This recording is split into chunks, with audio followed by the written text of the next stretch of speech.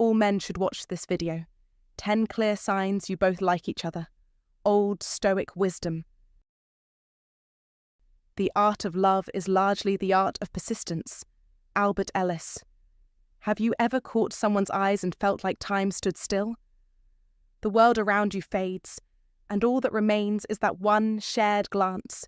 You smile, they smile back, and before you even realize it, you're moving closer, instinctively, without saying a word. But deep down, something more is happening, right? What if I told you there's a science behind these moments, a set of subtle psychological signs that indicate mutual attraction, even when nothing is verbally expressed? You might find yourself wondering, is this just me, or do they feel it too?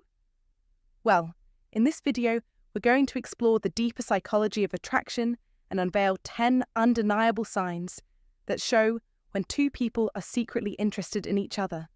By the end of this video, you'll see human interaction through an entirely new lens. As someone who has studied human behavior for years, I can tell you that attraction isn't always about the loud gestures or dramatic moments. More often than not, it's in the quiet glances, the brief pauses in conversation, and the tiny yet telling details we often overlook. In this session, we'll break down those 10 psychological cues, helping you recognize when someone might be feeling the same way as you, even when words are left unsaid. These signs might seem subtle, but they're there. You just need to know where to look. So, stay tuned, because by the time we're done, you might just discover new insights into how people connect. And who knows, someone might just come to mind. Let's dive in. Sign 1. Magnetic eye contact. There's a powerful feeling when you catch someone's eyes and just hold it for a moment longer than usual. Have you ever found yourself gazing into someone's eyes and for a brief instant, time seems to pause? You both share a knowing smile, and in that fleeting moment, there's a silent conversation taking place, one that doesn't need words. The eyes, often called the windows to the soul, reveal more about our emotions and intentions than we realize. According to ancient Stoic wisdom, everything starts with perception. Eye contact is a prime example of this. When two people are drawn to each other, eye contact becomes the beginning of a deeper connection, one that is immediate and primal.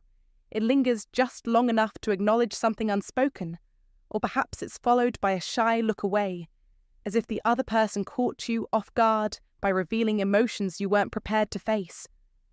This is not just poetic fancy. It's rooted in biology. Prolonged eye contact activates the brain's dopamine system, which is the same pathway that gets triggered when we experience pleasure or reward. This is why when someone holds your gaze for just a little too long, it's not a coincidence. It's instinctive attraction, signaling that something significant is happening on a deeper level. This powerful feeling isn't random, it's built into our biology, much like the Stoic principles of understanding and controlling our own desires and emotions. When you and the other person exchange that lingering look, you're not just engaging in an unconscious action, you're beginning a wordless dialogue. It's the start of a bond that could grow if nurtured, much like the iron mind of a Stoic, where emotions are recognized but not allowed to control one's actions. In real life, when you experience this kind of eye contact, don't ignore it. Embrace it, understand it, and notice how it feels. It's a sign that there's a deeper connection, and your instincts are guiding you toward it. And remember, you don't need to rush or force anything. The Old Stoic would advise, patience brings clarity.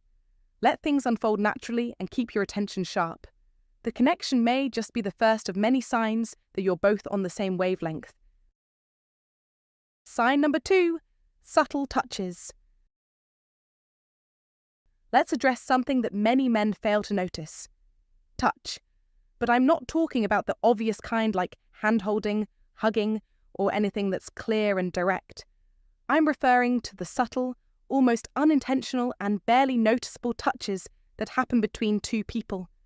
These are the kind of touches that linger just a little longer than necessary, the kind that seem like accidents, but in reality, they happen far too often to be ignored. So, let me break it down for you. When a woman is truly attracted to you but too cautious or unsure to express it overtly, her body still has a way of letting her emotions slip out, almost instinctively. These subtle touches aren't about the physical action itself. They're a way for her to feel a connection with you while still maintaining some emotional distance. It might look like a light brush of her fingers on your forearm while she laughs at something you said. Or it could be her adjusting your sleeve or the string of your hoodie, nothing significant, but just enough to feel that moment of contact. And that's the key here. It's not the thing she's touching, but the unspoken desire behind it. She's allowing herself to feel that closeness, even if only for a split second. From a psychological standpoint, subtle touch is an instinctive way of seeking connection without fully committing to it. Her body is reacting before her mind has the chance to analyze the situation. It's a way for her to gauge how comfortable she is being near you, to test the waters, without risking the potential rejection that could follow more direct actions. The deeper attraction may be there, but the vulnerability is not easy to embrace. This is where the wisdom of Old Stoic principles comes into play. The Stoics taught us that controlling our emotions and desires leads to peace of mind and clarity. When navigating relationships, both men and women must understand that connection isn't always about bold actions. Sometimes it's the smallest, most subtle gestures that carry the most weight. These small touches are an unspoken language of the heart, one that requires the iron mind and discipline that the Stoics valued, not only to observe, but to understand.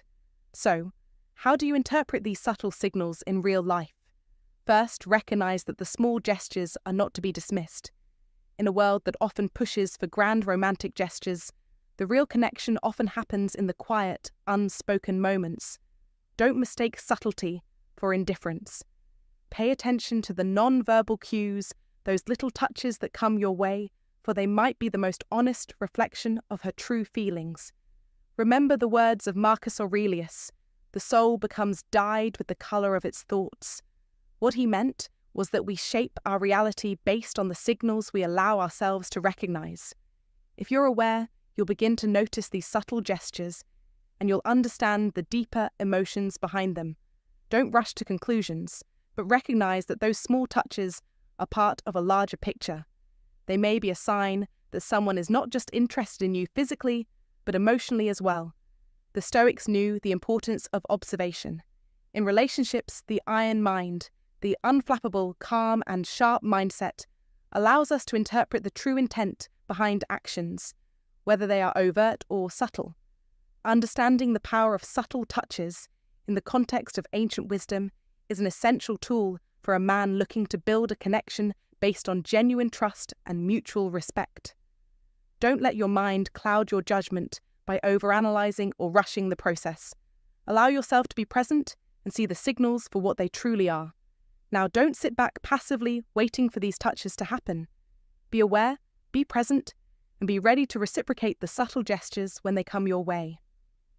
Your awareness and response to these small actions can build an emotional connection that speaks volumes. As you cultivate the Old Stoic discipline in your own life, remember that love and attraction aren't always loud and obvious. Sometimes they are silent, soft, and unspoken.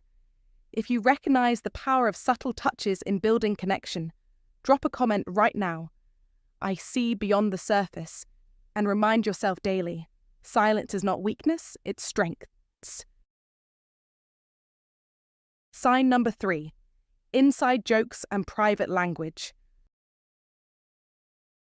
Let me ask you, have you ever been in a conversation with a woman and suddenly she drops a phrase, something you said weeks ago just slightly altered, almost like a private callback to a moment only you two shared? You might have laughed it off, maybe even shrugged it off as nothing. But let me tell you this, that was a sign.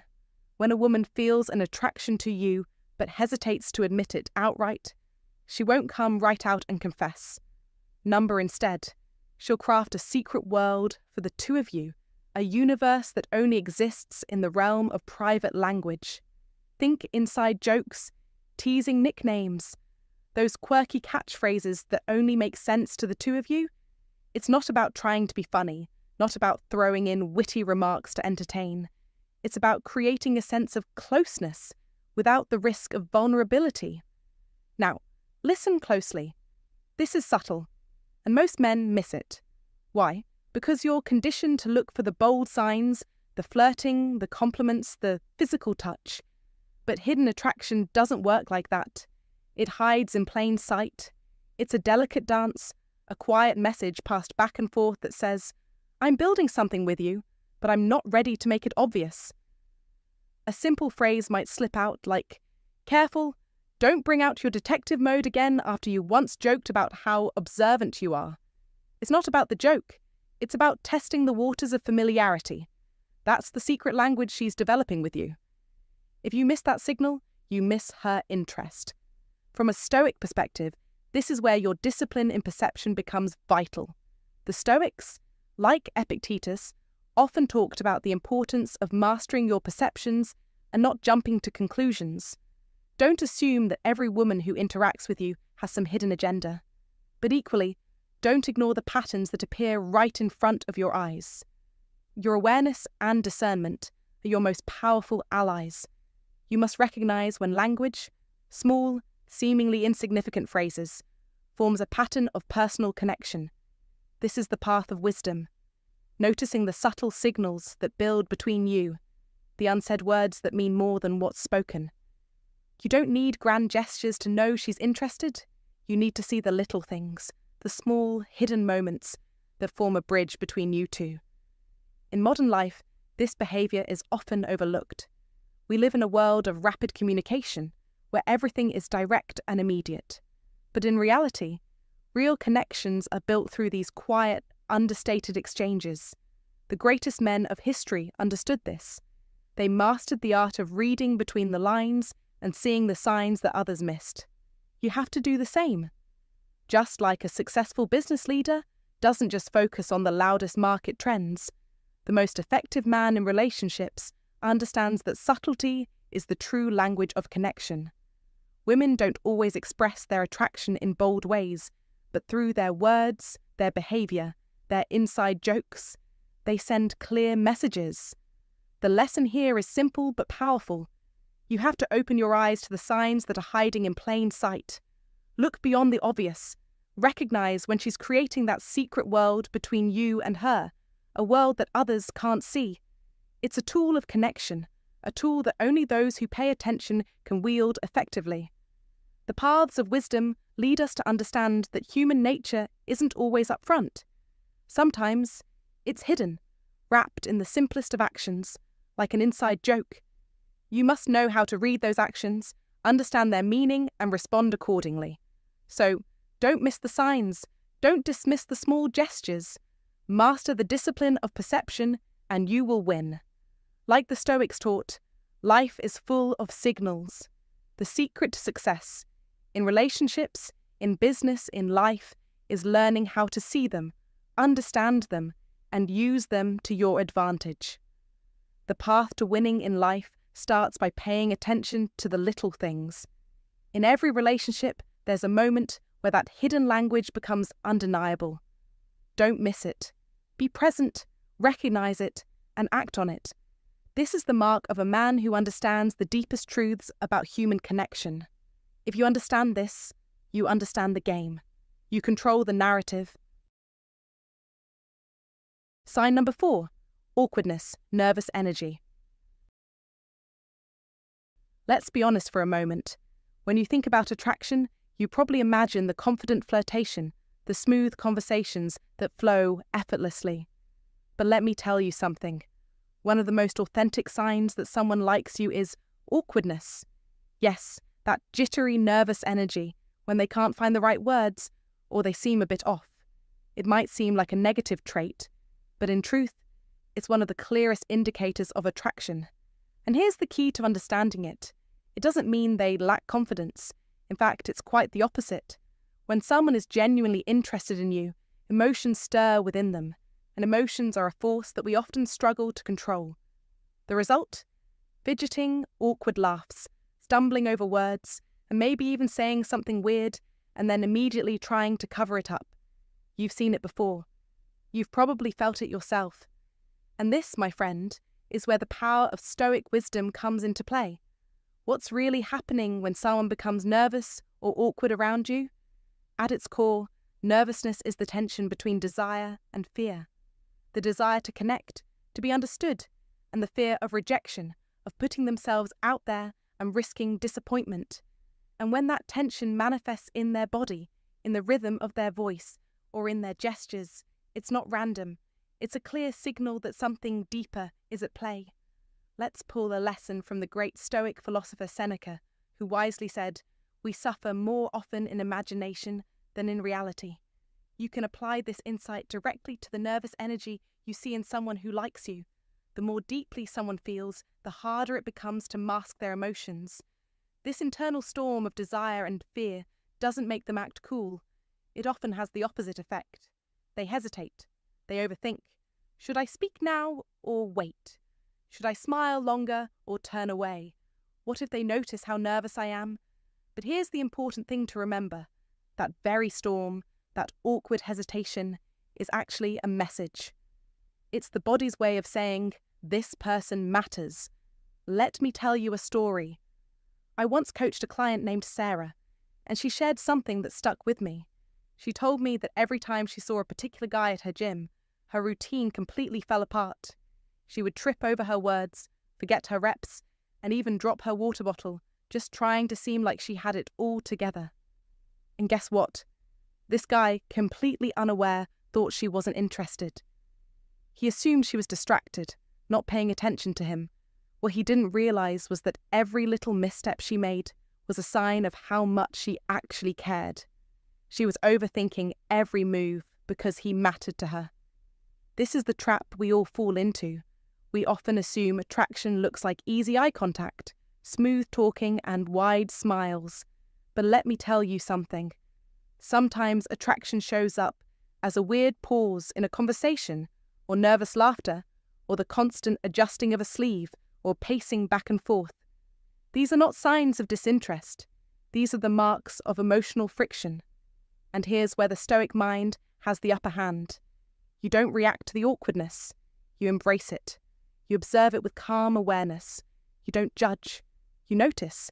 You see her fidgeting, her voice slightly trembling, her usual confidence slipping into uncertainty. Instead of getting frustrated, instead of pulling away, you simply acknowledge it. And in that moment, you gain insight that others might miss. This is your advantage as a high-value man.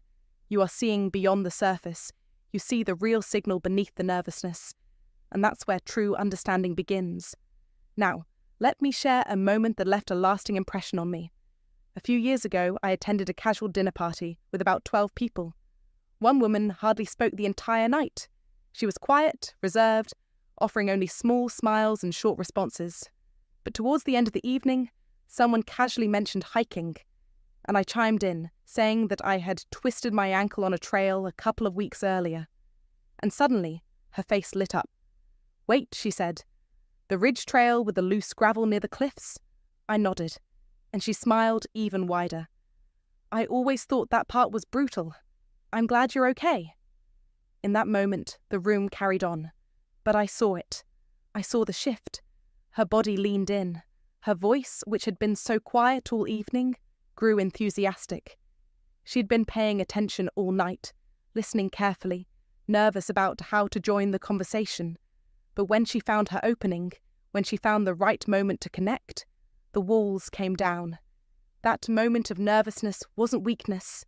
It was a doorway into something more real, more authentic.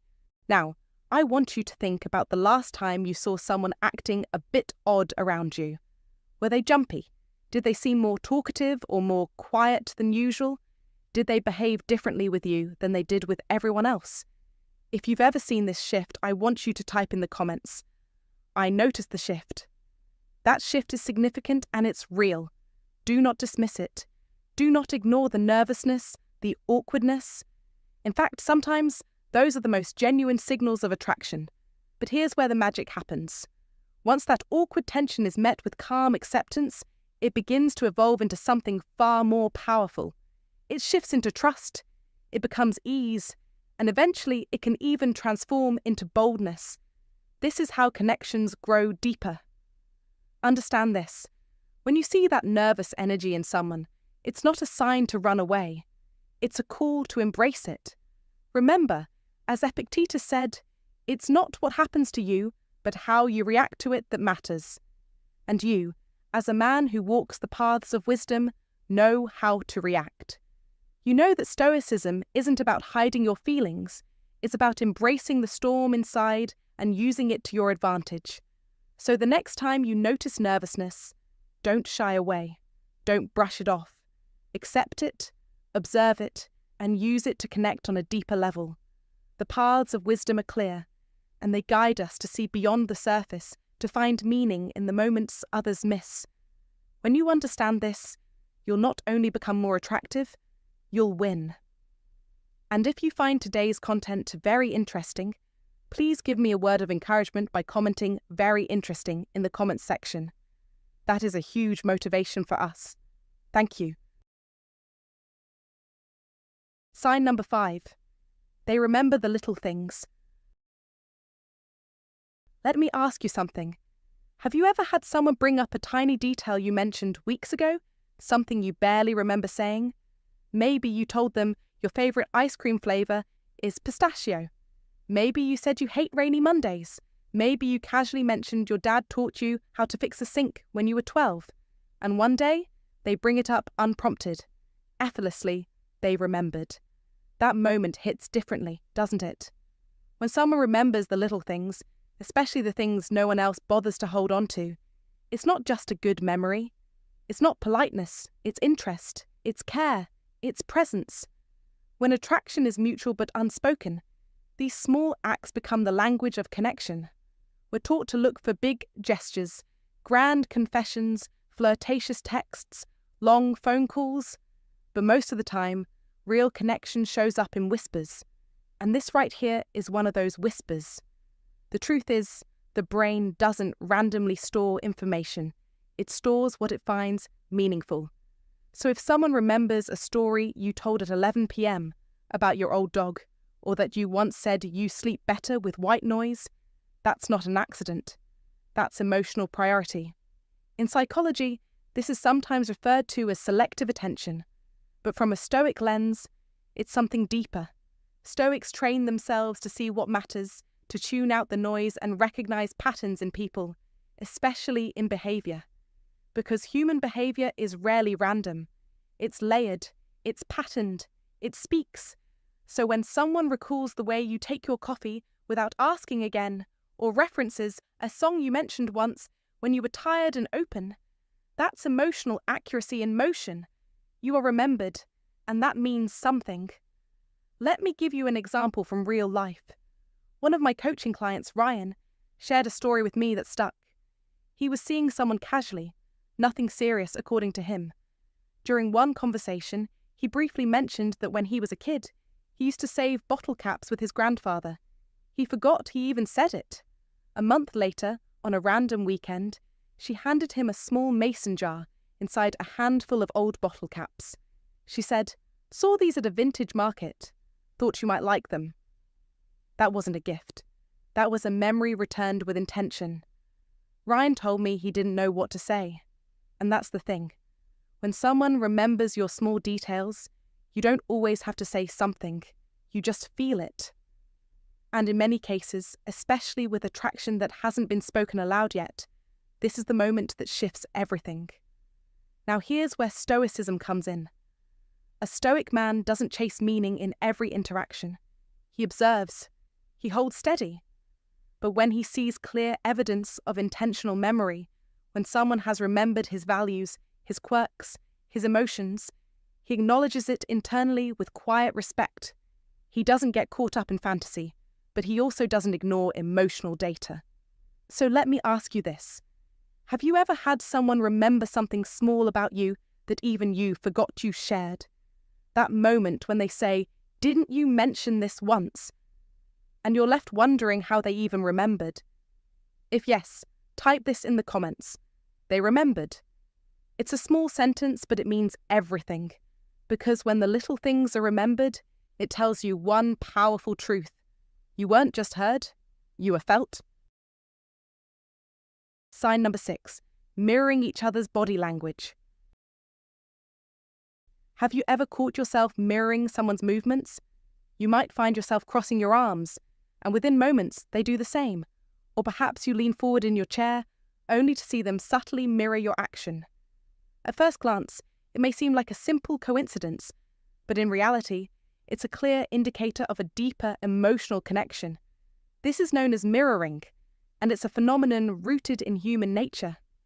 Mirroring occurs when we unconsciously replicate another person's posture, gestures, or even speech patterns. It's referred to as the chameleon effect, and it's a powerful sign of emotional rapport. Psychologists suggest that mirroring happens when we are drawn to someone on a subconscious level, triggering the activation of our mirror neurons. These mirror neurons are the brain's way of helping us sync with others by mimicking their behaviors, movements, and even tone of voice. It's a vital part of a human bonding that builds trust and a sense of connection. Why does this happen, though? It's simple. Mirroring fosters a sense of comfort. When you mirror someone's actions, you're sending a clear message that you feel at ease with them, that you're in sync. It's a silent yet powerful signal that says, I understand you, and I'm on the same wavelength. It's not a trick or a random coincidence. This is chemistry at play. So next time you notice yourself and someone else mirroring each other's movements, pay attention.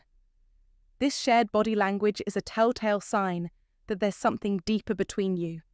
This isn't just about physical gestures, it's an unspoken language that speaks volumes about your connection.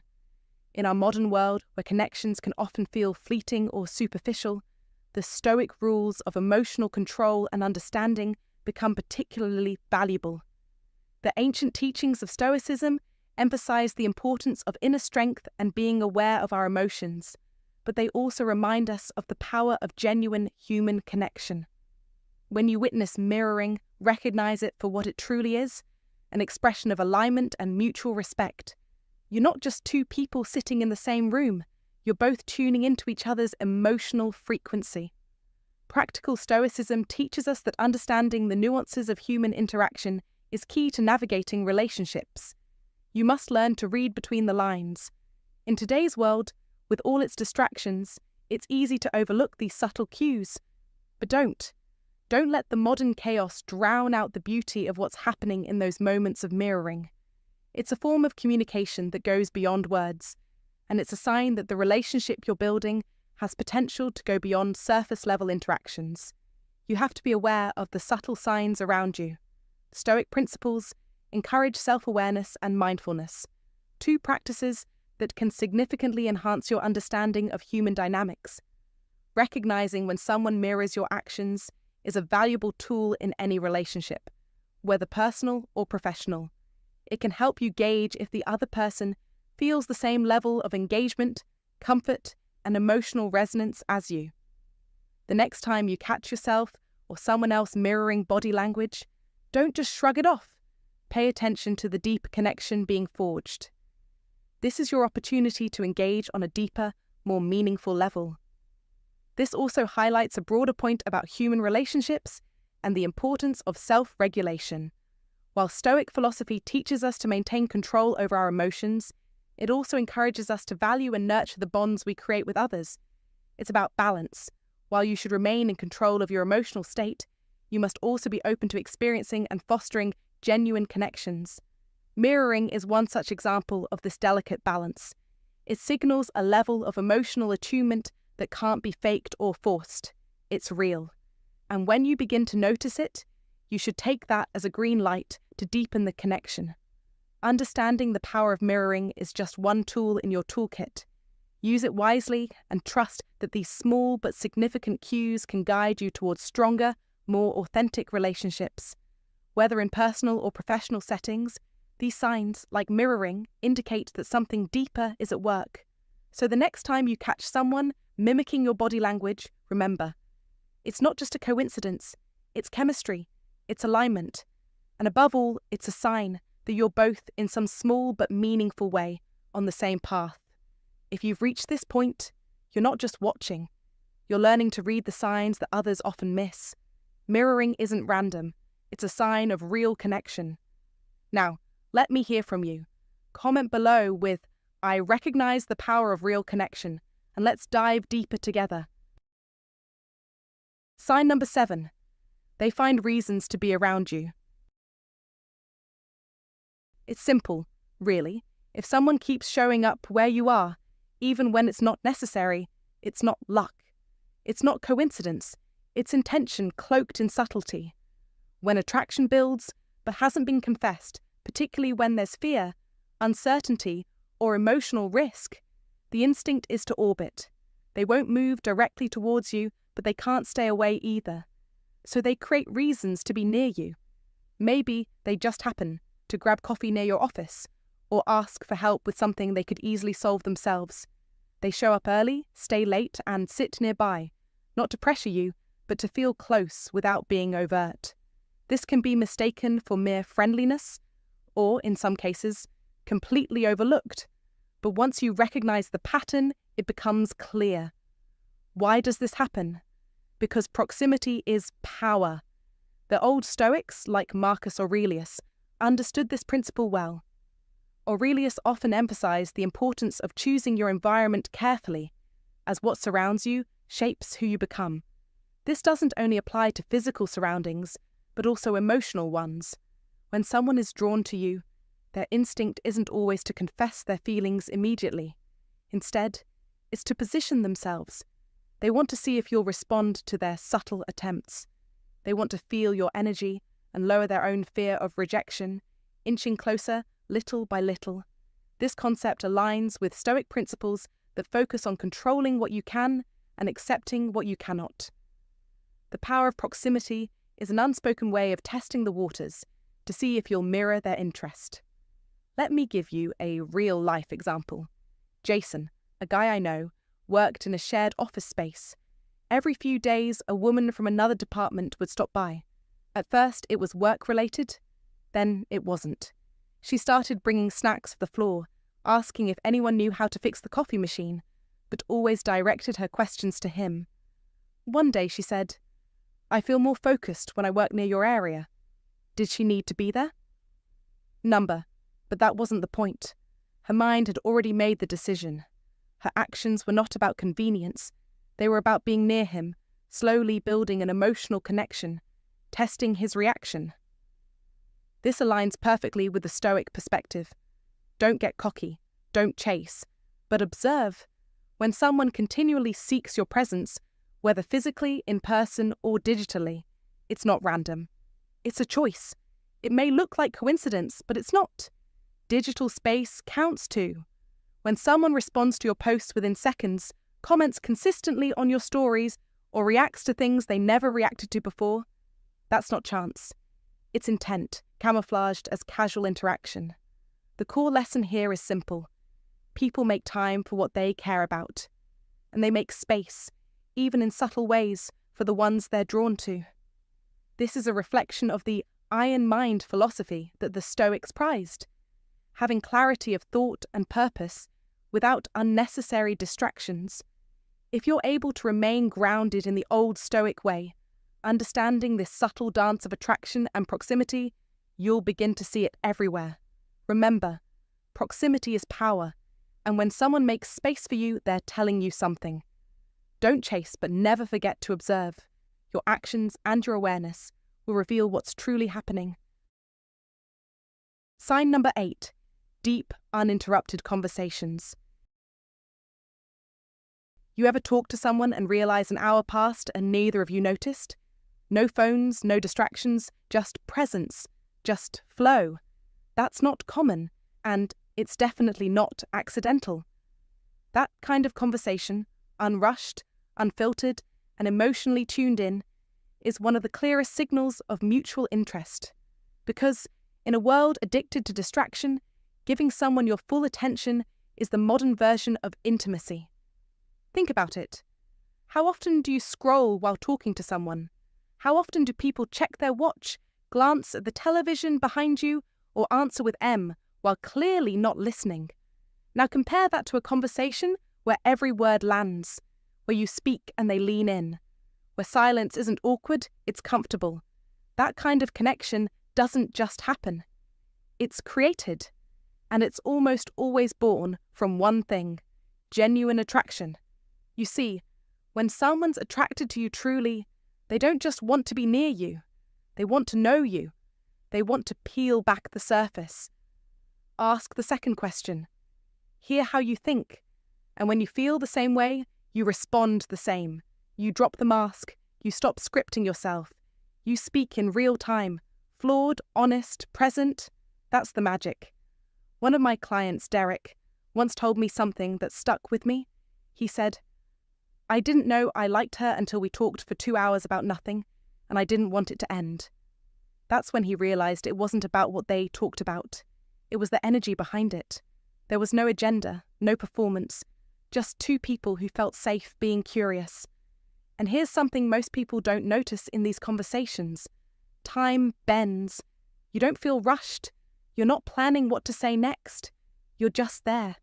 And from a Stoic perspective, that's a rare thing because Stoics teach us to live in the present moment, not clinging to the past, not fearing the future.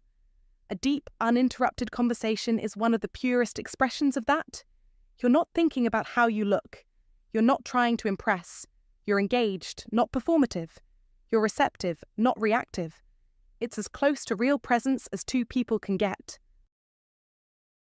Sign number 9. Jealous reactions, even the subtle ones.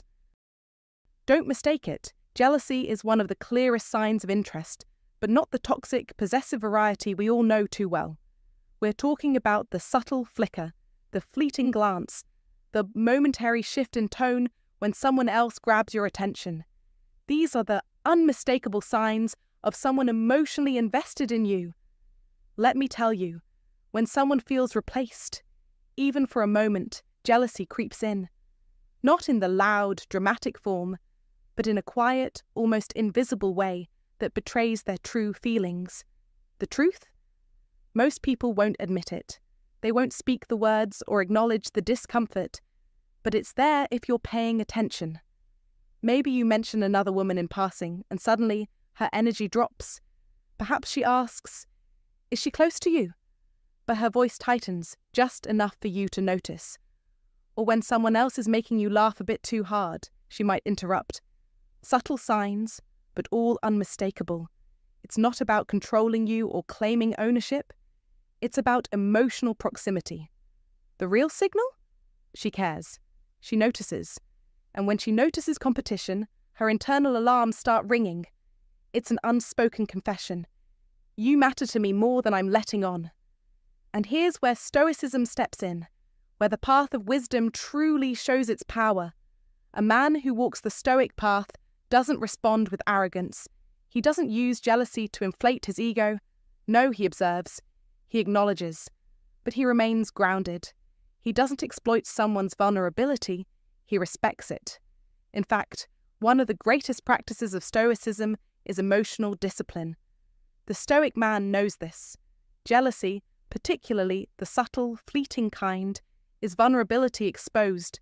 It's a quiet plea, a silent whisper saying, "I don't want to lose your attention. I care more than I'm showing. You matter." Epictetus teaches us that the way to true freedom lies in our ability to master our emotions, not let them dictate our actions. Don't fall into the trap of using emotional responses for manipulation or ego. That's not the Stoic way. The Stoic way is recognizing and acknowledging these feelings without letting them control you. You must rise above them, stay calm, and maintain control.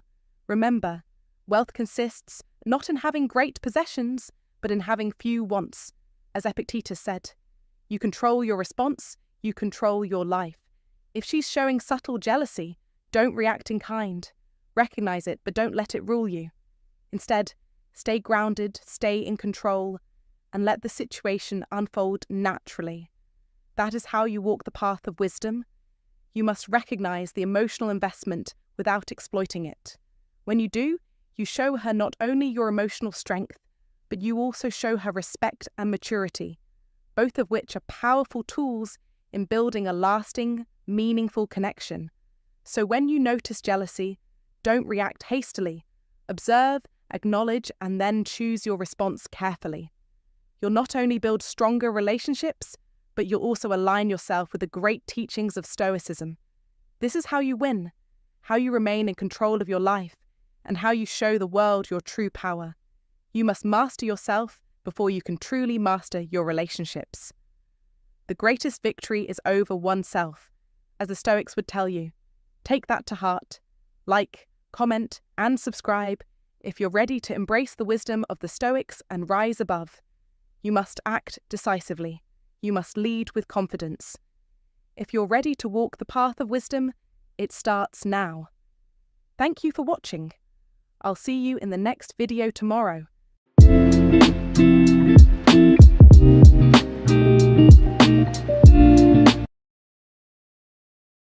Ten signs when you both thinking each other.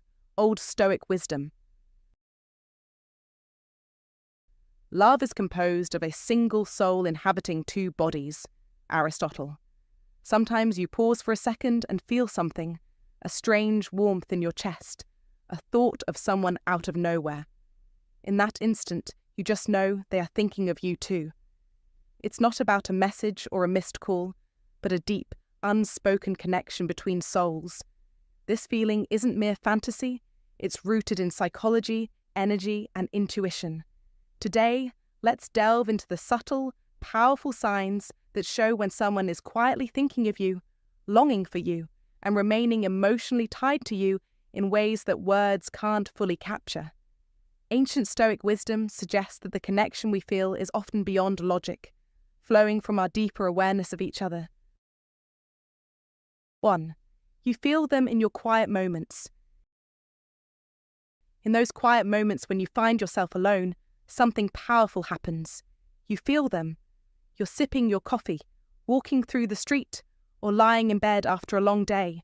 It's as though, out of nowhere, they enter your thoughts, not as a mere memory, but as a presence. You may not see them, but you sense them deeply, almost as if they are there with you, sharing that very stillness. This is not mere coincidence or imagination. Psychology calls it emotional imprinting. When someone imprints deeply on your mind, your brain and body become attuned to their emotional frequency. The connection becomes so strong that even in their physical absence, you can feel their presence as though they are still with you, even if only in spirit. You feel it in those quiet, reflective moments, almost like a soft whisper brushing against your soul. As men, we know that our minds must be strong, an iron mind, as the Stoics called it. But even with the discipline of Stoic principles, it's impossible to ignore the subtle signs that someone is thinking about us. The Stoic philosopher Epictetus once said, "It's not what happens to you, but how you react to it that matters." It is a reminder that while our minds must remain grounded and resilient, we cannot escape the powerful emotional ties we form with others. These silent connections transcend mere logic. They move into the realm of the heart and spirit. When you feel them in those moments of solitude, don't dismiss it as random or fleeting. Recognize it for what it is, a sign that there is something deeper at play. It's a sign that you are connected on a level that transcends physical proximity. You are in their thoughts. The intensity of their thinking reaches you, like a quiet whisper in the dark of night. It is at times like these that the principles of Stoicism truly become important. You must learn to remain calm and centered, even when emotions and connections challenge your composure. Marcus Aurelius, another great Stoic, stated, "The happiness of your life depends upon the quality of your thoughts." So in those moments when you feel their presence, choose to embrace it with the clarity and calm of a true Stoic. Do not be rattled by the feelings, but acknowledge them with grace and understanding. Then there are moments when you catch yourself thinking about them as well. Your mind drifts to thoughts of them, and you feel that sense of recognition. This mutual thinking is not by chance. It is the manifestation of a connection that transcends time and space. When both of you share this bond, it's as though you are communicating on a level beyond words. You both have tuned into each other's emotional frequencies. This is the silent power of the connection between two minds. As the Stoic philosopher Seneca said, "We suffer more often in imagination than in reality." But in this case, the presence of the other is real, felt, and undeniable. This silent connection, this shared emotional frequency, holds powerful lessons in how we should approach our relationships. You must learn to remain present and engaged in your relationships. Don't wait for them to reach out to you. Take the initiative yourself. Be the one who embraces the connection and nurtures it. Don't allow the distractions of daily life to cloud your ability to recognize the quiet signals of someone's thoughts. As a Stoic, you must cultivate patience and awareness. In the midst of chaos, stay calm, stay grounded. Your iron mind is your shield, your ability to remain detached from the noise while still sensing the deeper currents of emotional connection. The next time you feel them in your quiet moments, take a step back and reflect. Recognize the power of the emotional imprint you share. It's not merely chance or coincidence. It is the result of deep, meaningful connections. This is a reminder that even in the stillness, there is much happening below the surface. It is a call to be present, to understand that what we feel is real, even if we cannot always see it with our eyes. There is a Stoic concept known as apatheia, or the freedom from passion. It does not mean detaching from the people in our lives, but rather learning to live with emotional clarity without being overwhelmed by external events. When you feel them in your quiet moments, be mindful of your response. Do not be consumed by it, but rather use it as an opportunity to grow and deepen your understanding of the world around you.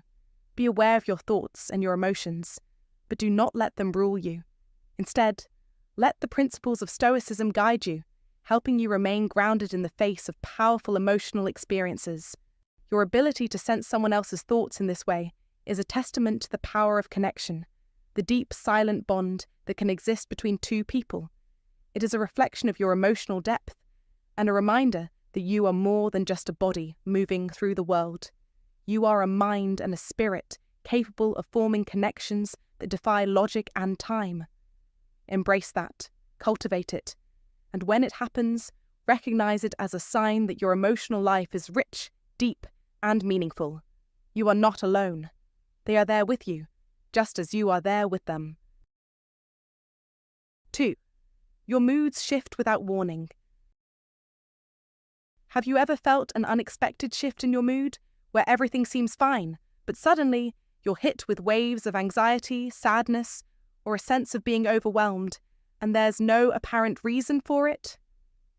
It's as if the weight of the world suddenly lands on your shoulders for no clear cause. This is a powerful example of energetic transference, a concept deeply rooted in the philosophy of Old Stoic wisdom and human connection.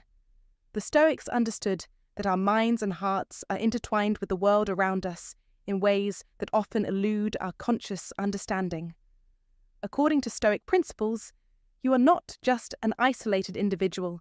Your emotions and energy can be influenced by the unseen bonds you share with others. When two people are emotionally connected, especially when they've shared profound experiences, their nervous systems can be attuned to each other. This is why you might suddenly experience emotions that seem to belong to someone else.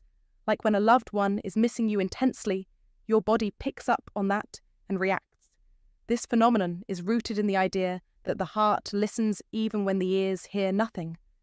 The Old Stoics, with their iron mind, would approach this awareness with calm acceptance, understanding that such emotional shifts are part of the human condition. Instead of overreacting to these feelings, the Stoic would encourage you to reflect, to ground yourself in the present moment, and to strengthen your mental resilience. Do not let these shifts control you. Acknowledge them, but do not let them dominate your state of being. In times like these, the Stoics' response would be one of quiet strength and acceptance.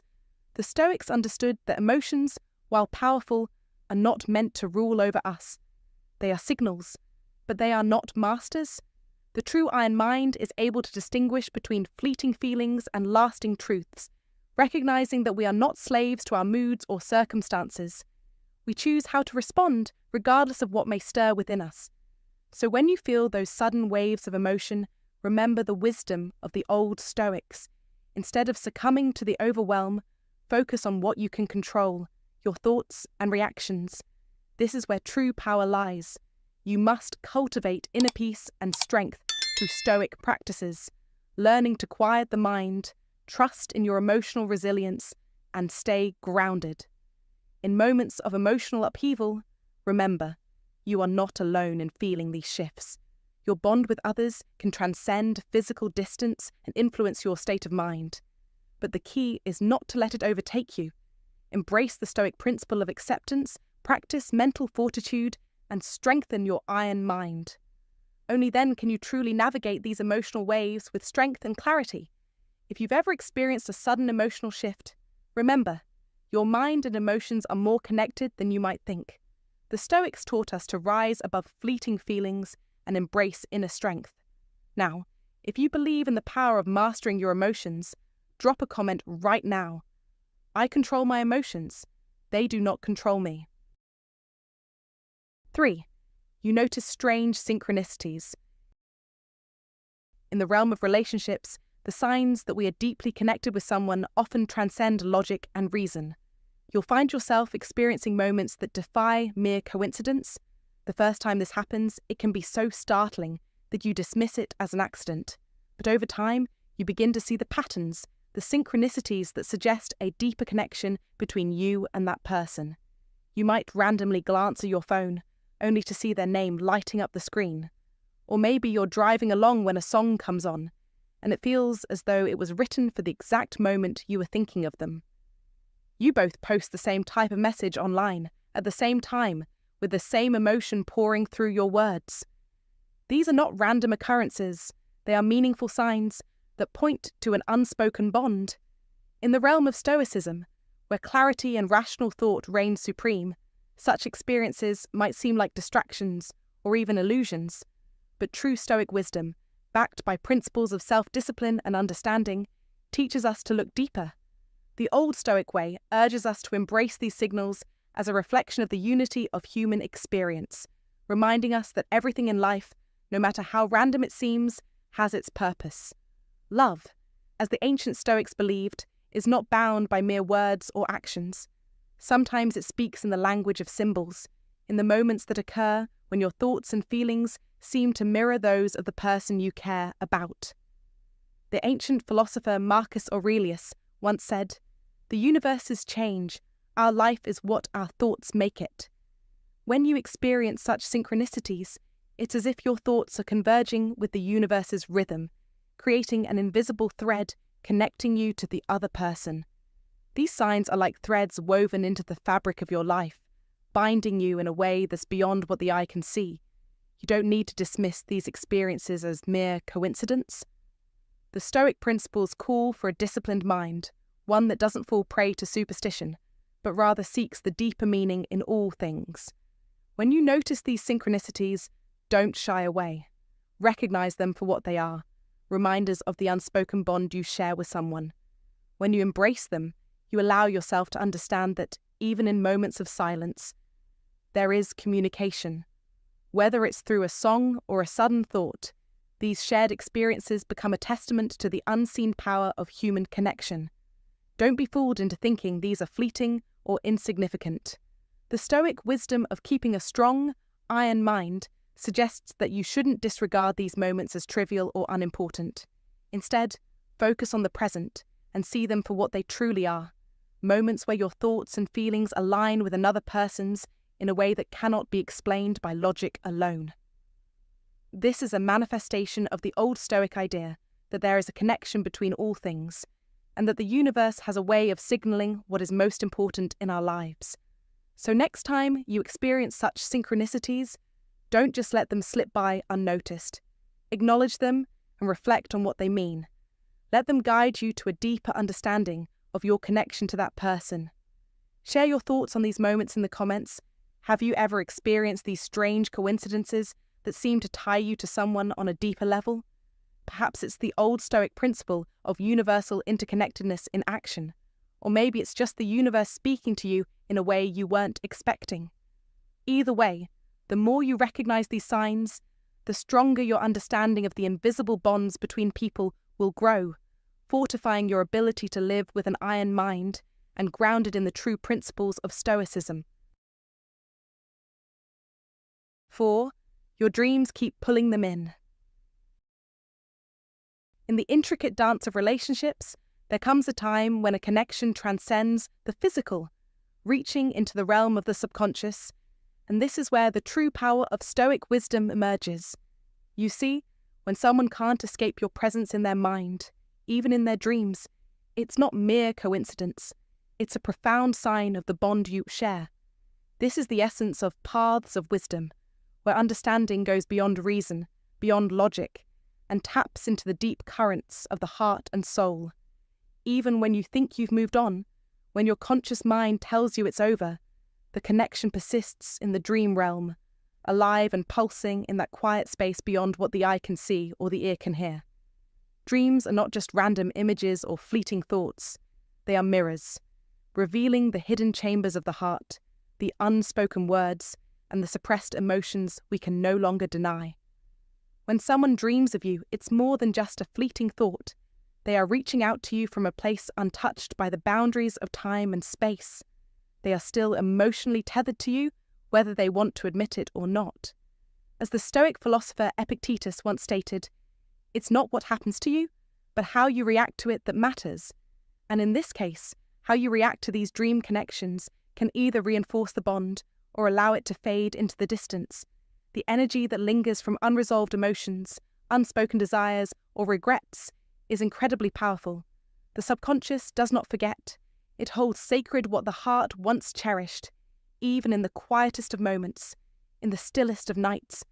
If someone dreams of you, they are subconsciously communicating with you, revealing that the feelings they once had are still there, simmering beneath the surface, awaiting resolution.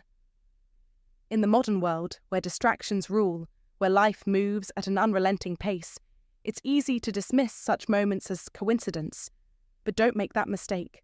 Life follows certain patterns, and those who walk the paths of wisdom understand that these moments are not random. They are signs. They are calling out to you to take notice. The dream world acts as a bridge between the conscious and subconscious mind, where unexpressed emotions and unresolved issues find a voice. Just as Epictetus reminds us that we are responsible for our own thoughts and responses, the presence of these dreams is a challenge. They challenge you to pay attention, to confront the lingering feelings that have yet to be addressed, and to act with purpose. Don't dismiss these signs. Don't brush them aside as mere fantasy. Recognize them for what they are, a call to clarity, a reminder of the unfinished business that lies within both you and them. It's a test of strength, wisdom, and self-mastery. When you acknowledge the power of dreams, you acknowledge your own inner strength, your ability to read the signs, and the wisdom to make the right choices in your life. This is the true meaning of Stoicism-win, the quiet victory of seeing the unseen, of recognizing that which is beyond the physical world. So what will you do with this knowledge? Will you continue to live in ignorance of these signs, or will you choose to embrace the power of the subconscious, use it to strengthen your understanding, and perhaps even rekindle a connection that was never truly severed? The choice is yours, but remember, the paths of wisdom are always open to those who are willing to look deeper. Recognize the significance of these dreams, take the necessary steps to confront what is unresolved, and let your actions reflect the strength of your character. Do not let time or distance fool you. What is truly important is never forgotten. If you've made it this far, you're already awakening to a deeper understanding of the unseen forces in relationships. The power of dreams, the strength of unresolved emotions, they all call for clarity, action, and wisdom. Please comment below. I will embrace the wisdom of my dreams and act with purpose. 5. You feel a strange tug at your chest. In the realm of human connection, there are moments that transcend logic and reason, and one of the most profound is the sensation that someone is thinking of you. It's subtle, yet undeniably powerful. You may be simply going about your day, caught in the rhythm of mundane tasks, when suddenly you feel a strange, almost inexplicable tug at your chest. This isn't some random feeling. It's as though an invisible thread connects your heart to theirs, a bond that defies explanation. It's not a matter of doing anything extraordinary, nor is it tied to an event. It's as if, at that very moment, someone is holding you in their thoughts and their emotions, whether they are filled with guilt, love, or longing, have an undeniable pull on your being. This is heart-mind resonance, a concept that aligns perfectly with the Stoic rules of emotional discipline and self-awareness. When someone deeply feels something for you, it resonates through the air, like a distant melody reaching your soul. In practical Stoicism, we understand that our emotional states are not always under our control, but how we react to them is where our true strength lies. What makes this phenomenon so powerful is the way your body responds to it. Perhaps you feel a pressure in your chest, or your heart races for no apparent reason. Some might experience a chill, or in some cases, a rush of warmth that floods their body. It's the physical manifestation of someone's intense emotions. These are not just fleeting sensations, but a deep-seated connection that your body registers instinctively. You must understand this. It's not merely an illusion or coincidence, but a very real manifestation of the psychological and emotional threads that bind us. This sense of resonance, of knowing that someone is thinking of you, is an example of how the Stoic wisdom plays out in the real world. In our modern lives, we often dismiss these occurrences as mere happenstance or overactive imagination. However, if we stop and reflect through the lens of Stoic rules, we begin to see that it is the invisible ties of emotion, both our own and others, that shape much of our experience. Stoicism teaches us that we should never ignore or downplay the power of these emotions, but instead, learn to understand them, control them, and rise above them when needed. The key to mastering such moments is in our response. We must not let these feelings dictate our actions or thoughts in a chaotic way. Instead, we should use them as tools for growth, understanding, and deepening our connections. When you experience this heart-mind resonance, it's important to recognize it, but equally important to maintain control. Allow yourself to feel, but do not let these feelings disrupt your inner peace or self-discipline. For the modern man, this means grounding yourself in the present, staying aware of your emotions, but not becoming overwhelmed by them. In practical Stoicism, the goal is to acknowledge emotions without allowing them to take over your life. When you feel this pull at your chest, use it as an opportunity to pause, reflect, and center yourself. Ask yourself, is this your own feeling, or is it someone else's energy reaching out to you? By doing this, you not only sharpen your emotional intelligence, but also deepen your understanding of the complex web of human interactions that often go unnoticed. But there's more to this feeling than just awareness. It also speaks to a deeper level of connection. The Stoics believed in the unity of all things, that the universe is interconnected in ways we can't always see or understand. This phenomenon of heart-mind resonance is a perfect example of that interconnectedness. It's the ancient wisdom of practical Stoicism in action, reminding us that our lives, our emotions, and our relationships are not isolated events, but part of a larger, cosmic flow. When you experience this tug at your chest, think of it not just as a simple feeling, but as a reminder of the bonds you share with others. It's the universe signaling to you that your life is intertwined with those around you, that your actions and emotions ripple outward and impact others, just as theirs affect you. In the modern world, we often feel isolated, disconnected from those around us. The constant distractions of technology, work, and personal struggles can make it easy to forget that we are all part of a greater whole. This heart-mind resonance brings us back to the truth that our emotional lives are not as detached as we might think. When you feel someone's emotions tugging at you, it is a call to reconnect, not just with them, but with the deeper, unseen currents of life that bind us all together. This awareness should encourage you to reach out, to communicate more deeply with those around you, and to nurture the relationships that matter most. Ultimately, these moments of resonance are not to be feared, but embraced.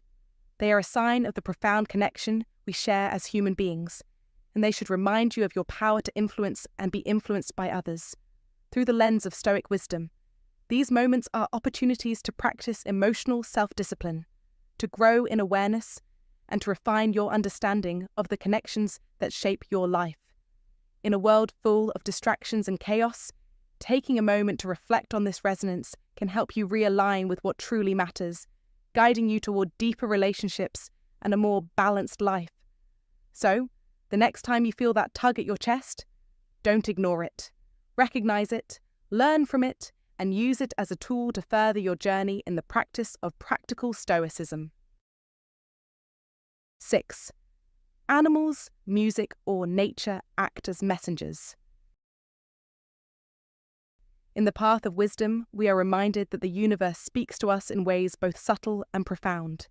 Epictetus, one of the greatest Stoics, believed that everything happens for a reason and that we must pay attention to the signs around us. In your journey through life, you may find that nature, animals, and even music become your messengers. Don't ignore these signs. They are not coincidences. They are the universe's way of affirming the unspoken energy that exists between you and another. A bird that stares at you longer than usual, a sudden shift in the playlist that plays your song, or the wind carrying a scent that reminds you of them. These moments are not trivial. They are mirrors from the world around you, echoes of the bond you share, and a reminder that you are connected in ways you may not always see, but can certainly feel. It's the Stoic truth. What is within us affects the world outside of us. What we focus on, who we care for, that energy travels, and the world responds. Don't dismiss it. It's not chance, but the paths of wisdom guiding you to understand that those around you are thinking of you, just as you think of them. If you doubt this, ask yourself why you're drawn to these moments. When a bird locks eyes with you, what do you feel? When your song plays unexpectedly, does it not stir something deep within you? The natural world doesn't act randomly. It has an intelligence far beyond our understanding. When your vibration aligns with someone else's, the universe echoes it back to you in forms like these, whether through nature, music, or animals. It's as if these things are keeping watch, affirming the invisible bond between two souls.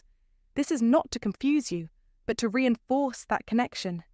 You must recognize this not as something fleeting, but as a confirmation of an ongoing, powerful force. It is in those fleeting moments that the universe tells you, you are not alone, your thoughts are heard, and they are returned in kind. The paths of wisdom, as taught by Stoic thinkers like Epictetus, encourage us to stay grounded and acknowledge that every experience, every encounter, every signal is a reflection of our inner life. When the wind carries the scent of them, or you hear a song you once shared, it's the universe reminding you that connection is eternal. Do not ignore these signs, as they may be telling you what words cannot. Animals, nature, and music, they are more than just background noise in our lives. They are profound reminders that you and another are forever linked. Understand this. The universe does not whisper these signs to everyone. It speaks to those who are aligned with the path of wisdom.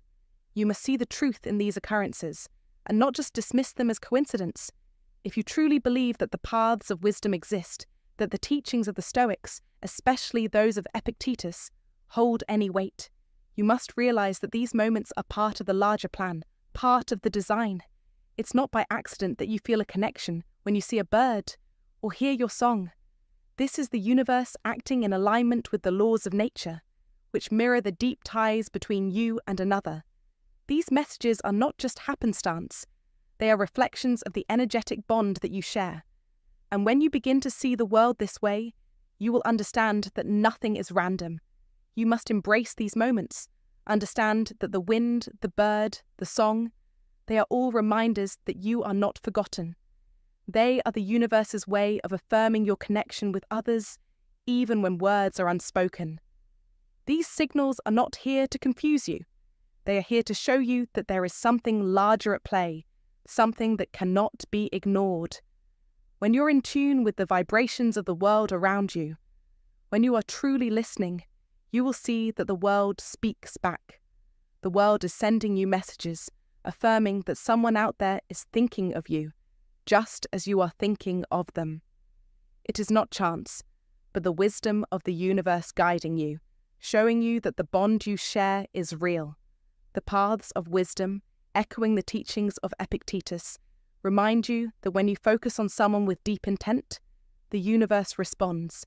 It responds in ways that may seem subtle at first, but they are undeniable signs that your connection exists, even when the world is silent. So remember this. Do not dismiss these moments as mere coincidence. They are signs, powerful signs, that the bond you share with someone is real, that they too are thinking of you, and that the universe is reminding you of this truth. Take note of the bird's gaze, the song that stirs you, the scent on the wind. They are all messages, echoes from the world that affirm you are aligned with the path of wisdom. Take action now. Recognize these signs, trust in them, and let them guide you. If you've ever felt disconnected, look to the natural world, for the messages are all around you. Trust in the signs. You are not alone. And if you find today's content very interesting, please give me a word of encouragement by commenting "very interesting" in the comments section. That is a huge motivation for us. Thank you. 7. You try to move on, but something holds you back. In life, there are moments when you try to move on. You make efforts to forget, and yet there's an invisible force that pulls you back. You've met new people, filled your days with busy work, and made an attempt to create a fresh start. But when the night falls and silence surrounds you, something tugs at your soul, a lingering sensation that part of you remains tethered to the past, to them. This pull you feel isn't weakness, it's energy still in motion. The ancient wisdom of the Old Stoics reminds us that nothing in life happens by chance. The Stoic principles teach us that energy, once formed, doesn't simply disappear. It shifts, it flows, and it can manifest in unexpected ways. If they are thinking of you, perhaps wishing things were different, or even sending silent signals of love and longing, your heart might sense it. You might feel a soft resistance in your chest, as if a part of you is still connected, still involved, despite the passage of time. As Marcus Aurelius once said, the soul becomes dyed with the colour of its thoughts. This is why the energy they send can reach you, as thoughts are powerful, and their vibrations can extend beyond time and space, reaching into your very being. The Stoic principles emphasize that we must learn to control our reactions to these emotional pulls. When you feel this resistance to letting go, you must not be swept away by it. Instead, acknowledge it with the iron mind that the Old Stoics spoke of. Recognize the feeling, accept it, and then move forward. The Stoics understood that we cannot control the external world, but we can control how we respond to it. This lesson is vital in moments like these. Your mind is the only place where the battle takes place. Do not let yourself be enslaved by thoughts of them, no matter how much you feel their presence or how strong the pull is. You are the master of your own thoughts, and you must exercise that power with discipline and strength. Recognize that your connection, no matter how deep, does not define your future. The past is gone. And while it may try to reach you through the subtle vibrations of their thoughts, you are stronger than these ephemeral forces.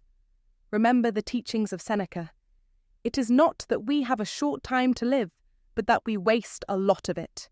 You must not waste your time on thoughts of the past, especially if it hinders your growth. Shift your focus to the present, to your future, to what you can control. Trust that the energy that once bound you to them will fade if you direct your will with purpose. Every day is a new opportunity to cultivate your iron mind, to use Stoic principles to navigate the world with resilience and clarity. You can feel the pull, but you do not need to yield to it. Let the thoughts and feelings of the past wash over you, but do not let them drown you. Stand firm in your resolve and remember, you are not defined by the past, but by the choices you make today. 8. You feel calm even without contact. In life, you will encounter moments where silence speaks louder than words. The true test of connection comes when you feel a calm within yourself, even in the absence of communication. This is one of the rarest yet most profound signs that someone is thinking of you, and it's deeply tied to Stoic rules and the principles of practical Stoicism. A Stoic understands that peace comes not from external validation or from constant engagement with others, but from an inner stillness. This stillness is a reflection of energetic alignment, the sense that, even without physical presence or verbal interaction, there is a bond that remains unbroken. The Stoic knows that love doesn't need to be constantly reaffirmed through words or actions. You know the truth of your connection simply by the quiet, serene understanding that exists between you. This is the essence of practical Stoicism, to remain calm, composed, and grounded, even in the face of distance. This calming feeling, this unspoken bond, is a rare gift in modern life, where we are often conditioned to seek immediate proof and constant reassurance. Yet, in those moments when you haven't spoken to someone in weeks and still feel a sense of peace and connection, this quiet assurance is a sign that something much deeper is at play. It's not about needing constant communication or tangible evidence that someone cares. The truth is already known in your soul. You must stop chasing proof, for it's no longer necessary. The energy between you and the other person, whether near or far, remains powerful and undisturbed by the absence of words. This is what we can learn from the Stoics. True strength is found in stillness, in the quiet knowledge that things are as they should be, even if you don't have immediate, visible confirmation. In the world today, we are constantly bombarded with messages and signs, many of them shallow, demanding our attention and energy. But true peace, as the Stoics teach, comes not from this external noise, but from within. To experience this calm, you must embrace the Stoic mindset that places no value on the need for constant external input. It's the art of standing firm, unwavering in your connection, regardless of what the world around you says or does. The ancient philosophers taught us that this is a mark of wisdom, to not seek validation, but to recognize the inherent truth within ourselves and our connections. When you feel calm and at peace, even without speaking to someone, it is a clear signal that you are energetically aligned, that your souls are in harmony. Remember, this type of alignment is not just a fleeting sensation, it's a powerful indicator that your connection transcends the need for constant interaction. In a modern world that values quick communication, instant responses, and the immediacy of social media, this calmness may seem almost unnatural, but it is a sign of the strength of your bond. To truly understand and experience this, you must apply the principles of practical Stoicism to your life. Focus on cultivating peace within yourself, free from the pressure of needing constant proof of affection or love. Trust in the quiet strength of your relationship and the calm assurance it brings. Do not let external distractions pull you away from this truth. Hold fast to your inner peace and recognize that even without words or gestures, the love you share remains alive and strong. The Stoic way teaches us to embrace this truth with serenity, without needing external validation. So let go of the urge to chase after proof. Trust in the stillness, and let that be the confirmation you need.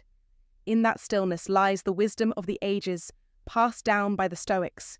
You will know, deep down, that the connection is real, strong, and undisturbed by time or distance. That is the power of living by Stoic rules, of embodying practical Stoicism in your life. When you feel calm, even without contact, you know that the bond is true and unshakable. 9. You almost reach out, but they do first. You've likely experienced this before.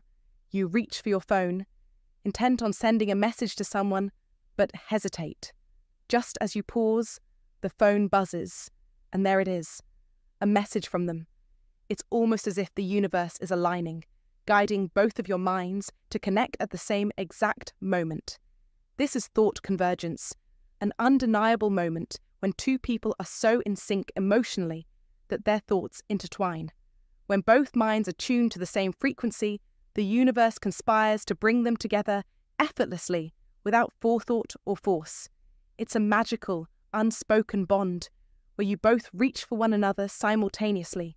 The Stoics, like Epictetus, recognize such moments of clarity and alignment as reflections of deeper truths in life, the harmony of the universe guiding you towards your path of wisdom. Just as you wouldn't hesitate to walk in the direction that feels right, don't resist these moments of synchronicity. Trust that these are signs, small victories in your journey, Remember, true alignment isn't a matter of luck. It's the result of conscious living, of being attuned to the deeper wisdom of the world around you. The paths of wisdom are often subtle and unexpected, but they always show up when we are ready. So, when that moment comes, when you almost reach out, but they do first, recognize it for what it is, a confirmation that you're on the right path. If you're experiencing this connection, it's not by chance, it's a signal. Don't waste time doubting it. Trust in the signs and continue to walk your path of wisdom with confidence.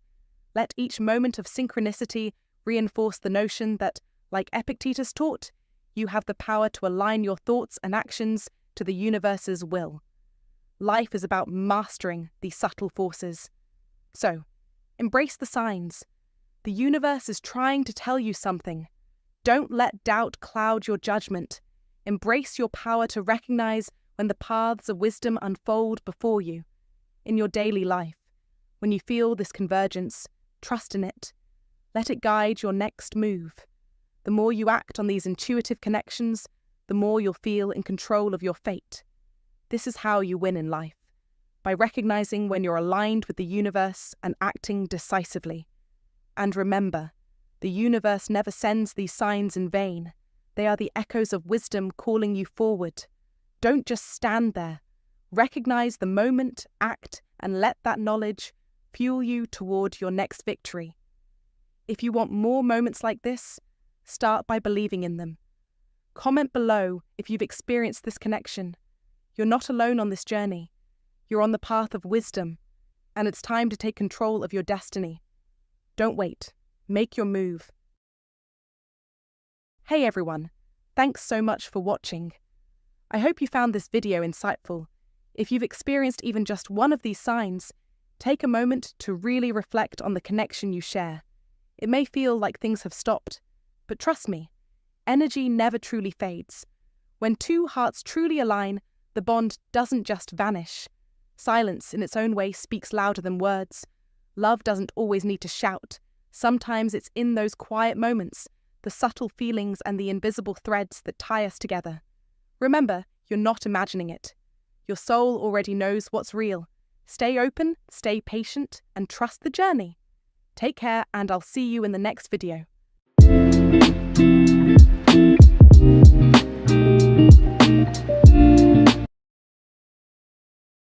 Here's why women only want men who don't value them. Female Psychology Stoicism, Old Stoic Wisdom. The greatest thing you'll ever learn is just to love and be loved in return. Eden Arbez. Welcome back to another episode of Stoicism Win. Today, we're diving into one of the most perplexing aspects of dating. Why is it that women often seem more drawn to men who don't prioritize them, while the guys who truly care and put in the effort are left on the sidelines? If you've ever found yourself perplexed by a situation where a woman overlooks a genuinely good man in favor of someone who barely shows interest, you're not alone. But let's set the record straight. This isn't about the tired bad boys versus nice guys debate. This is a much deeper psychological pattern. The idea that women are attracted to men who mistreat them is a misconception. It's not about mistreatment at all. It's about perceived value. Women, both biologically and psychologically, are attracted to men they see as high value. And here's an uncomfortable truth. When a man puts a woman on a pedestal too early, it doesn't signal strength. It signals desperation. He's telling her, your presence is more important than my mission, my growth, and my purpose. And the moment she senses this, before she has even had to earn it, the attraction begins to fade. Here's why. When something comes too easily, it's no longer cherished. Many men assume that treating a woman like royalty from the start will win her heart. But more often than not, it does the opposite. When a man invests too much, too quickly, by putting her above his own mission, he's not showing strength, he's showing neediness. And let's be clear, nothing is less attractive to a woman than a man who looks to her for validation to feel whole. Now, let's flip the script. Men who don't prioritize women over their own purpose, those who remain grounded in their goals and standards, trigger something deeper in women. They spark curiosity. She starts thinking, What does he have going on that makes him not chase me like other men do? What's more important than me? And before she knows it, she's the one vying for his attention, trying to prove herself. This isn't about being cold, rude, or playing games. It's about understanding your worth and carrying that energy into every interaction. A man who values himself first will naturally command respect and admiration. Women aren't drawn to men who are always available, too eager, or too easy. They're attracted to men who are selective, who have standards, and who hold on to their time and energy until it's earned. This is the core of real attraction. Today, we're going to explore 7 principles that will shift your mindset and change the way women view you. If you're ready to stop being overlooked and start commanding the respect and attention you deserve, stick with us. Let's dive in. Point 1. Women crave what they can't have. The truth is simple. Women crave what they can't have. It's an undeniable fact that people, particularly women, are drawn to what seems distant, elusive, or hard to obtain. When something becomes too easily accessible, its value diminishes. It's human nature, a psychological principle that influences not only how we view material goods, but also how we perceive relationships. Think about luxury brands. They don't just sell a product, they sell exclusivity, a feeling of scarcity. This concept is no different in the world of relationships. The moment something becomes too attainable, it stops being valuable. If you're a man who is always available, always ready to drop everything for a woman, always quick to respond, you lose the intrigue. She no longer has to work for your attention, and the excitement begins to fade. There is no challenge, no chase, and therefore no emotional investment. But here's the key shift. The man who isn't constantly available, who has a purpose, who doesn't seek validation and has his own mission in life, triggers a completely different response. She starts wondering, why isn't he chasing me? What makes him so different? Does he have other options? And at that very moment, she is emotionally hooked. She begins to analyze why this man, who seems so focused on his own path, isn't falling over himself to give her constant attention. She overthinks, she wonders, she questions, and that intrigue starts to grow into something deeper. Now consider the man who showers her with attention, texts her every morning, constantly gives her compliments, and always initiates plans. In the beginning, she might enjoy this, feeling valued and special, but as time goes on, she stops valuing it because it's predictable, easy to attain, and doesn't require her to work for it. There's no chase, no mystery, and ultimately, the excitement fades. Contrast that with a man who is kind, but not overly available. He responds to messages when it suits him. He keeps conversations short and focused, and his life doesn't revolve around her. This man is intriguing. He's a mystery, and that's what makes him so attractive. She starts to chase him. She starts to wonder about his intentions, his goals, and what makes him tick. She questions why he's not chasing her, and that curiosity pulls her in. That is the power of scarcity in attraction, the principle that effort equals value. When a woman has to work for your time and attention, when it isn't just handed to her on a silver platter, she sees you as the prize. You become the one she seeks, the one she values. This isn't about playing games. It's not about pretending to be distant or manipulating someone. It's about positioning yourself as a man with purpose. A Stoic man, one grounded in the principles of self-control, doesn't need constant validation. He doesn't give away his time or energy without consideration. He doesn't live reactively to a woman's interest. Instead, he remains steady, focused on his own path. A man who follows the Stoic principles of wisdom, courage, and self-discipline understands the value of restraint. This man doesn't chase, but because he doesn't need to, women naturally gravitate toward him. Women are attracted to this sense of inner strength, the iron mind that comes with a Stoic approach to life. When you stop chasing, you give her a reason to want to pursue you. You position yourself as the man with purpose, the man who doesn't revolve his life around anyone else's desires. Mastering this mindset is liberating. The more you understand the principle of scarcity, the more you realize how powerful it is in relationships. It's not about making yourself unavailable for the sake of playing games. It's about being a man who is secure in his own life, who has goals, ambitions, and a path that doesn't depend on anyone else. When you adopt the mindset of an Old Stoic, when you cultivate an iron mind and practice Stoic principles, you will become the man who naturally attracts women, not by being available on demand, but by being steady, consistent, and grounded in your own purpose. This is the power that women find irresistible. Think about it. Have you ever noticed that when you stopped chasing, she became more interested? Have you ever realized that when you prioritized your own mission, she started pursuing you instead? It's time to embrace the idea that attraction thrives on challenge, on the effort it takes to win someone's attention. Scarcity makes you valuable. The moment you stop chasing validation, you start living according to your own principles, and that's when the magic happens. Don't chase approval. Be the man who has nothing to prove. Instead, build your life, focus on your mission, and watch as women are drawn to the power of your Stoic presence. This is a simple truth, one rooted in age-old wisdom, and it's time you embrace it. Share your thoughts below. Have you ever experienced a woman becoming more interested the moment you stop chasing her? Let's talk about it. If you found this valuable, hit like, share your thoughts in the comments, and subscribe to the Stoic Spirit for more insights into Stoicism and relationships. Turn on notifications so you don't miss the next topic. Why respect is never given freely, and why men who seek approval always lose it. Point 2. Respect is earned, not given. Respect is earned, not freely given. One of the most common missteps men make with women is assuming that respect is automatically granted just because they are nice, kind, and do everything right. The truth, however, is far more ruthless. Women do not respect men who give their value away without earning it first.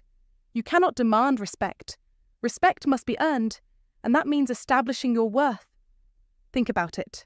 A true leader never pleads for followers. A leader is simply someone others naturally follow because of the strength of their character, their decisiveness, and their integrity. This is the Stoic ideal in practice, practical Stoicism, where respect is not something you seek but something you naturally command by carrying yourself with the quiet confidence of a man who knows his worth.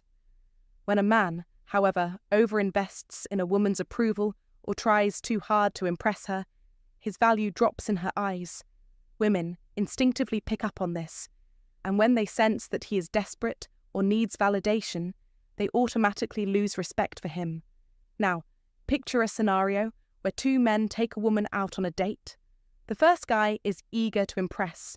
He agrees with everything she says, constantly reaffirms his feelings for her, and is visibly afraid of making a mistake. He seeks her approval at every turn. The second guy, on the other hand, is calm, self-assured, and doesn't go out of his way to please her. He challenges her when she's wrong, playfully disagrees with her, and doesn't tolerate entitlement. The first man's desperate need to please her only pushes him further away from her respect, while the second man stands his ground, showing that his respect is not something she can simply take for granted. It's something she has to earn.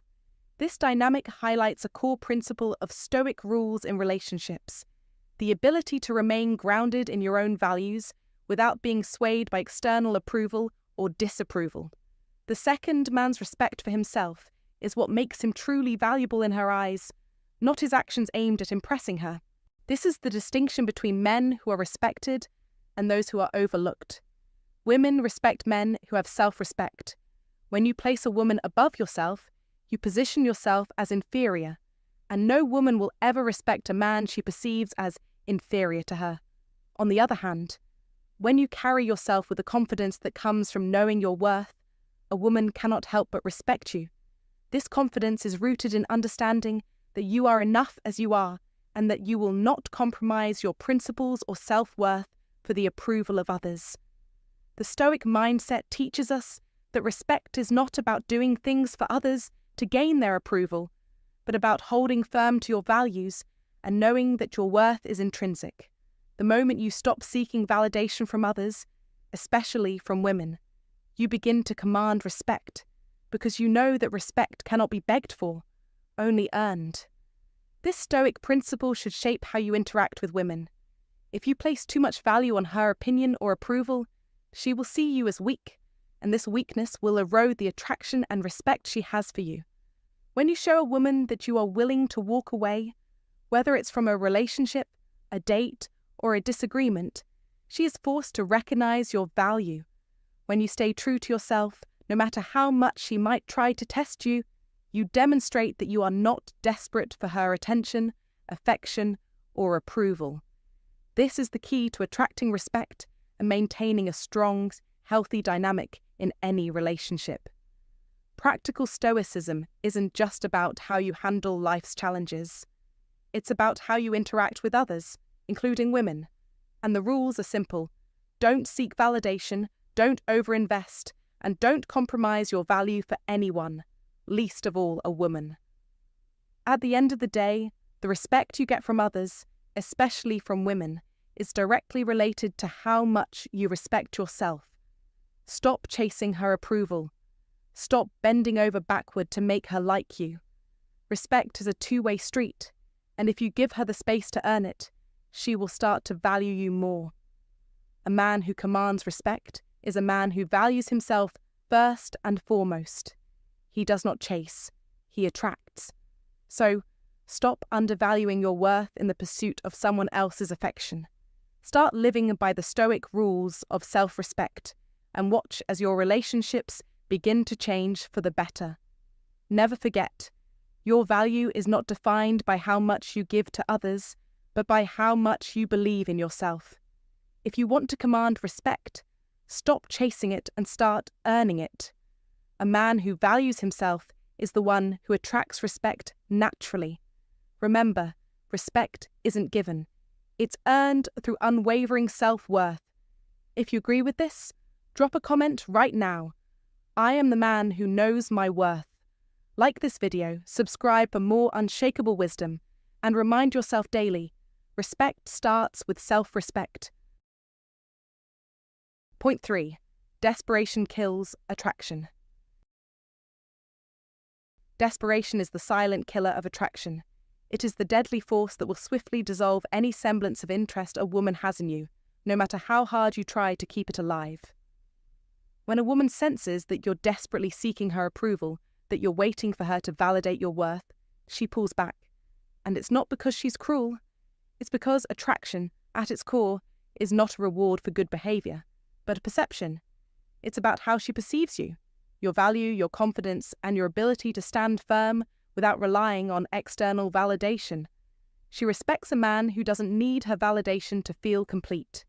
But the moment she sees that your happiness is dependent on her response, whether she texts you back or not, when she sees you scrambling to please her, or when you place her needs above your own, her respect and attraction for you begin to erode. And let's face it, nobody wants to be around someone who's desperate. Women aren't exceptions. Imagine a stranger, always complimenting you, agreeing with everything you say, showing up at your beck and call, never missing a chance to please you. Initially, it might feel good, even flattering, but over time it becomes tiresome, and eventually it becomes a turn-off. It raises the question, why is this person trying so hard? What does he want from me? That's precisely how women feel when a man tries too hard to win them over. It makes them question his value, his strength, and his self-respect. The men who attract women the most are not the ones who seek constant approval. They are the men who are secure in themselves. They know their worth, and their confidence doesn't hinge on the approval of any woman. If she doesn't reply to their text messages, or if she doesn't show interest right away, they don't collapse. They don't chase after her. They remain calm, they stay focused, and they continue with their lives. In the ancient wisdom of Epictetus, we learn that true strength comes from self-control and the ability to detach from the external world. This Stoic wisdom aligns perfectly with the modern reality of relationships. A man who doesn't need to seek validation, a man who does not chase, embodies the essence of Stoicismwin. These men understand that one woman's attention does not define their worth. They operate from an abundance mindset, knowing that there are countless opportunities and that their value cannot be dictated by anyone's opinion. On the flip side, when a man becomes desperate, sending double texts, checking his phone every few seconds, trying to fix things with an eager, frantic energy, he's signaling to her, whether consciously or not, "Please choose me. Please tell me I'm good enough." And the moment she senses that desperation, her attraction fades. It's natural. You've heard it before. Desperation kills attraction. She doesn't want to be pursued like a prize. She wants her attention to be earned. She wants a man whose value is already established and doesn't shift based on her response. A high-value man never chases. He chooses. If a woman doesn't appreciate what he brings to the table, he's perfectly fine walking away, secure in the knowledge that his worth doesn't depend on her. The cruel irony is this: the harder you try to make her like you, the less she will. But the moment you stop needing her validation, when you stop chasing her, when you stop anxiously seeking her approval, suddenly she starts to crave yours. Women are drawn to men who have the power to walk away. They are drawn to men who know their value and stand firm in it. You need to cultivate this power within yourself. Stop needing her approval. Become a man who stands apart from the herd, a man whose presence commands respect without needing to seek it. A wise man once said, "He who is brave is free." You must embrace this truth. To attract women, you must first be free from the need for their validation. The sooner you internalize this, the sooner you begin to experience the power of Stoic wisdom in your own life. To be a man who walks through life unbothered by the opinions of others, especially women, is to embody a man who holds the key to his own desires. And this isn't just some philosophical musing. It's the practical truth you can apply today. The moment you stop acting out of desperation, the moment you stand tall in your own value, the moment you embrace the path of wisdom, you will see the shift in how women respond to you. As Epictetus would remind us, it's not what happens to you, but how you react to it. Your reaction, the way you hold yourself, the way you carry your worth, is what attracts women, not your desperate attempts to get them to like you.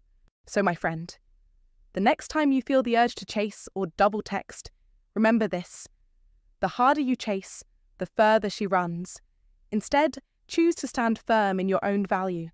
Let go of the need for validation, and you will see how women begin to desire your attention, not because you've earned it through desperation, but because they cannot resist a man who knows his worth and doesn't need their approval. This is the power of Stoicism in action, and this is how you can master the game of attraction. Stop chasing approval, choose yourself, and the world will follow. Comment below. Have you ever noticed how a woman became more interested the moment you stopped chasing her? Let's discuss. Hit like if you found this valuable. Subscribe to the Stoic Spirit for more insights on Stoicism and relationships. Turn on notifications so you don't miss the next lesson. Why women are drawn to men other women want. Point 4. The power of indifference. There's one undeniable truth about attraction. People value what they might lose. When something is too easy, too predictable, too safe, it stops feeling exciting. This principle is the bedrock of the power of indifference. In relationships, the man who remains emotionally indifferent, who doesn't need her validation, who isn't easily swayed by games or emotions, always holds the upper hand. Women, by nature, are deeply emotional beings. They are drawn to uncertainty, mystery, and the thrill of the unknown. If a woman knows exactly where she stands with a man, if his attention is guaranteed, her desire for him inevitably fades. Not because she chooses to lose interest, but because this is simply how human nature operates. We all yearn for what seems just out of reach. Think of the guy who's always too eager, too available, always checking in and seeking approval. He's the one who gets ignored. Contrast this with the man who is busy with his own mission, who doesn't make her the center of his world. This is the man who commands her attention. She overanalyzes his actions, questions his feelings, and begins to chase his attention, all because of one key factor: indifference. It creates doubt in her mind, And doubt, more than anything, fuels attraction. She wonders, does he really like me? Why isn't he chasing me like the other guys? What makes him different? And once those questions begin to swirl in her mind, she's already emotionally invested. But here's where most men make their fatal mistake. When they sense a woman pulling away, they panic. They start texting more, trying harder, overcompensating in an attempt to reassure her of their interest. They do everything they can to prove themselves. And in doing so, they destroy the very attraction they've worked to build. When a man does this, he signals to her that he is not a high-value individual, that he can't stand on his own 2 feet without her validation. In that moment, the chase ends. The mystery vanishes. And so does her attraction. Men who truly hold the strongest frame, the men who understand the core principles of Stoicism, never fall into this trap. They do not let a woman's actions dictate their emotions. If she texts less, they don't panic or overcompensate. If she plays games, they remain unmoved. They understand that a high-value man does not chase approval, and because they don't need to chase, they naturally attract. The power of indifference is not about playing games or manipulating women. It's about living a life so full, so driven by purpose, that whether a woman stays or leaves no longer matters. This is the essence of Stoic wisdom. To be a man who is self-sufficient, whose identity is not tethered to the approval or validation of others. As the ancient Stoic philosopher Epictetus famously said, "It's not what happens to you, but how you react to it that matters." A man who embodies the Stoic principles, who has a life of his own, who doesn't need external validation, becomes a man who is truly powerful. When a man carries himself with this mindset, women don't just want his attention, they fight for it. They are drawn to him not because he chases them, but because he doesn't need them, and that is magnetic. In your own life, adopt this principle, cultivate your own purpose, live with an iron mind, and never allow external circumstances or the actions of others to dictate your worth. Women will notice this strength, this calm indifference. They will sense that you are a man who is not desperate for validation, and they will naturally be drawn to you. The key is to stop chasing, to stop seeking approval. When you do, you will attract more than you could ever imagine. And if you find today's content very interesting, please give me a word of encouragement by commenting "very interesting" in the comments section. That is a huge motivation for us. Thank you. Point 5. Women are naturally drawn to men that other women want. Attraction isn't just about who you are, it's about how you're perceived. When a woman notices that other women are drawn to you, it sends a clear signal that you possess something of value. She will begin to ask herself, what makes him special? Why are other women interested in him? The moment she starts to wonder, the foundation of attraction begins to take shape. This psychological phenomenon, known as social proof, is one of the most powerful forces driving human attraction. Women, like men, don't want to make the wrong choice. They seek validation, not only from their own feelings, but also from the opinions of others. If you're already receiving attention from other women, it tells her that you have something worth competing for, a quality that's undeniable. But if no one is interested in you, she'll instinctively start to question why that is, and often she'll draw the conclusion that you lack value.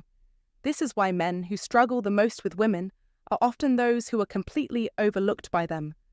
Women don't simply desire a man, they want a man who is already wanted by others. Have you ever noticed how the moment a man enters into a committed relationship, other women suddenly start paying more attention to him? This isn't mere coincidence. His value has been validated in the eyes of others, and women see him through a different lens. This shift in perception is exactly why high-status men, celebrities, athletes, or even just the popular guy in a social circle rarely need to chase women. The perception of their desirability is already working in their favour.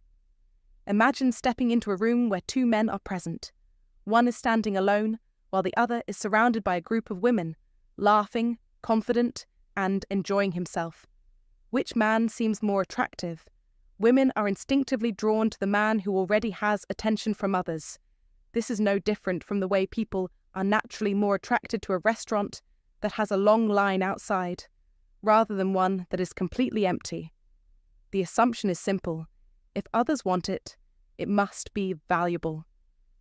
This is where the power of having options comes into play. It's not just about boosting your confidence, though that's important. It's about changing the way women perceive you.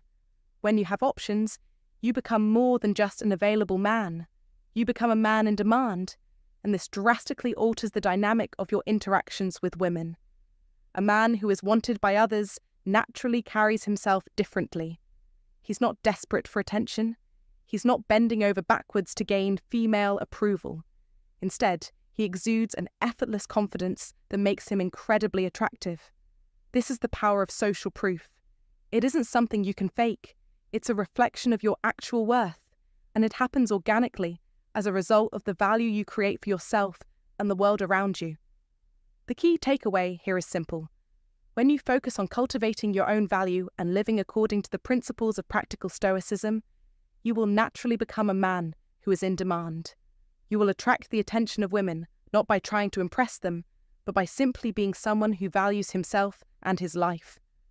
The more you live by Stoic rules, such as focusing on your personal development, embracing challenges, and maintaining inner peace, the more others, particularly women, will take notice of you.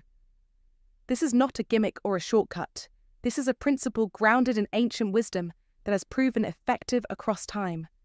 Remember, social proof is a powerful tool, but it is not something that can be manufactured through tricks or manipulation. It's something that emerges naturally when you live your life with purpose and clarity, when you adhere to the Stoic ideals of self-reliance, confidence, and non-attachment. It's not about playing games, it's about playing the long game. Women will not only find you attractive, they will start competing for your attention. This doesn't mean you should become complacent or overly confident, but it does mean you should stop chasing approval. You are a man of value, and that is what will attract the women who align with that value. Have you ever noticed how much more attention you receive when you're in a relationship? This is a direct consequence of social proof. Women want what other women want. They are drawn to what is proven to be desirable. So instead of chasing validation from others, focus on creating a life that is rich with purpose and value.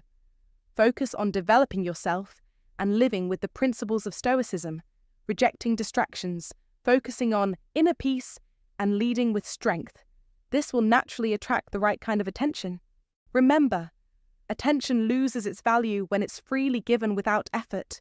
You must be the man who is not easily accessible.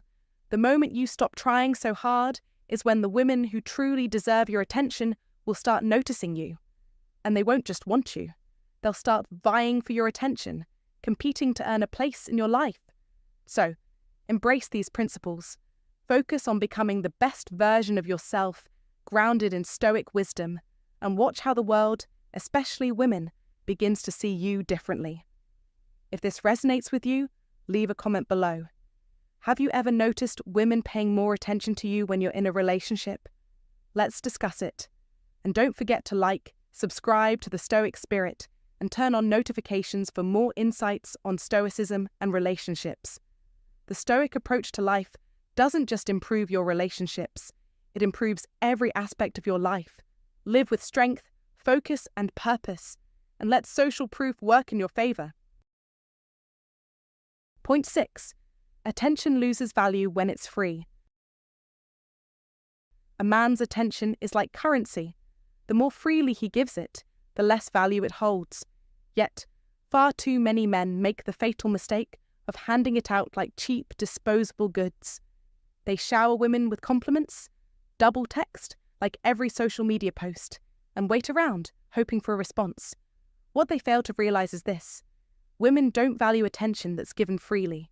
Women are not cruel, but they are instinctively wired to place value on things they have to work for. When attention is given with no effort, it becomes like air. Taken for granted, unnoticed, it loses its worth. Men often believe that by giving more, they will receive more in return, but that's not how women operate. Women crave excitement, mystery, and the thrill of winning the attention of a high-value man.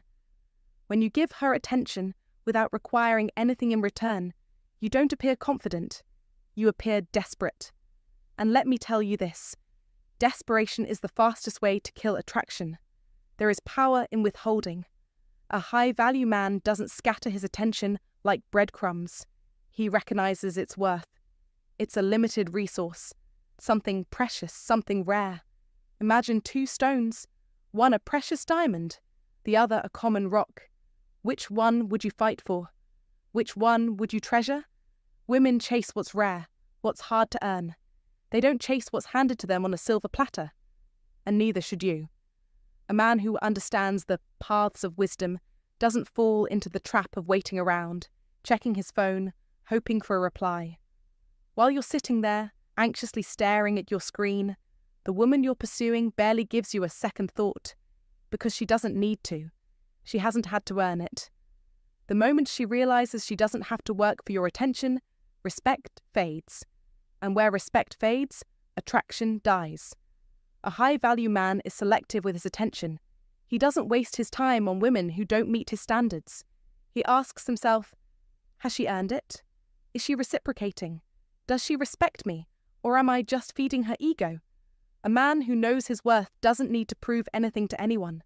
He doesn't beg for validation. His attention is a privilege, not a guarantee. He doesn't chase women who play games or keep him as an option. His focus is on himself, his purpose, his mission. And because of this, women naturally want to be a part of his world. The man who values himself, who places himself first, commands respect, commands attraction. He becomes the man that others chase, not the one who chases.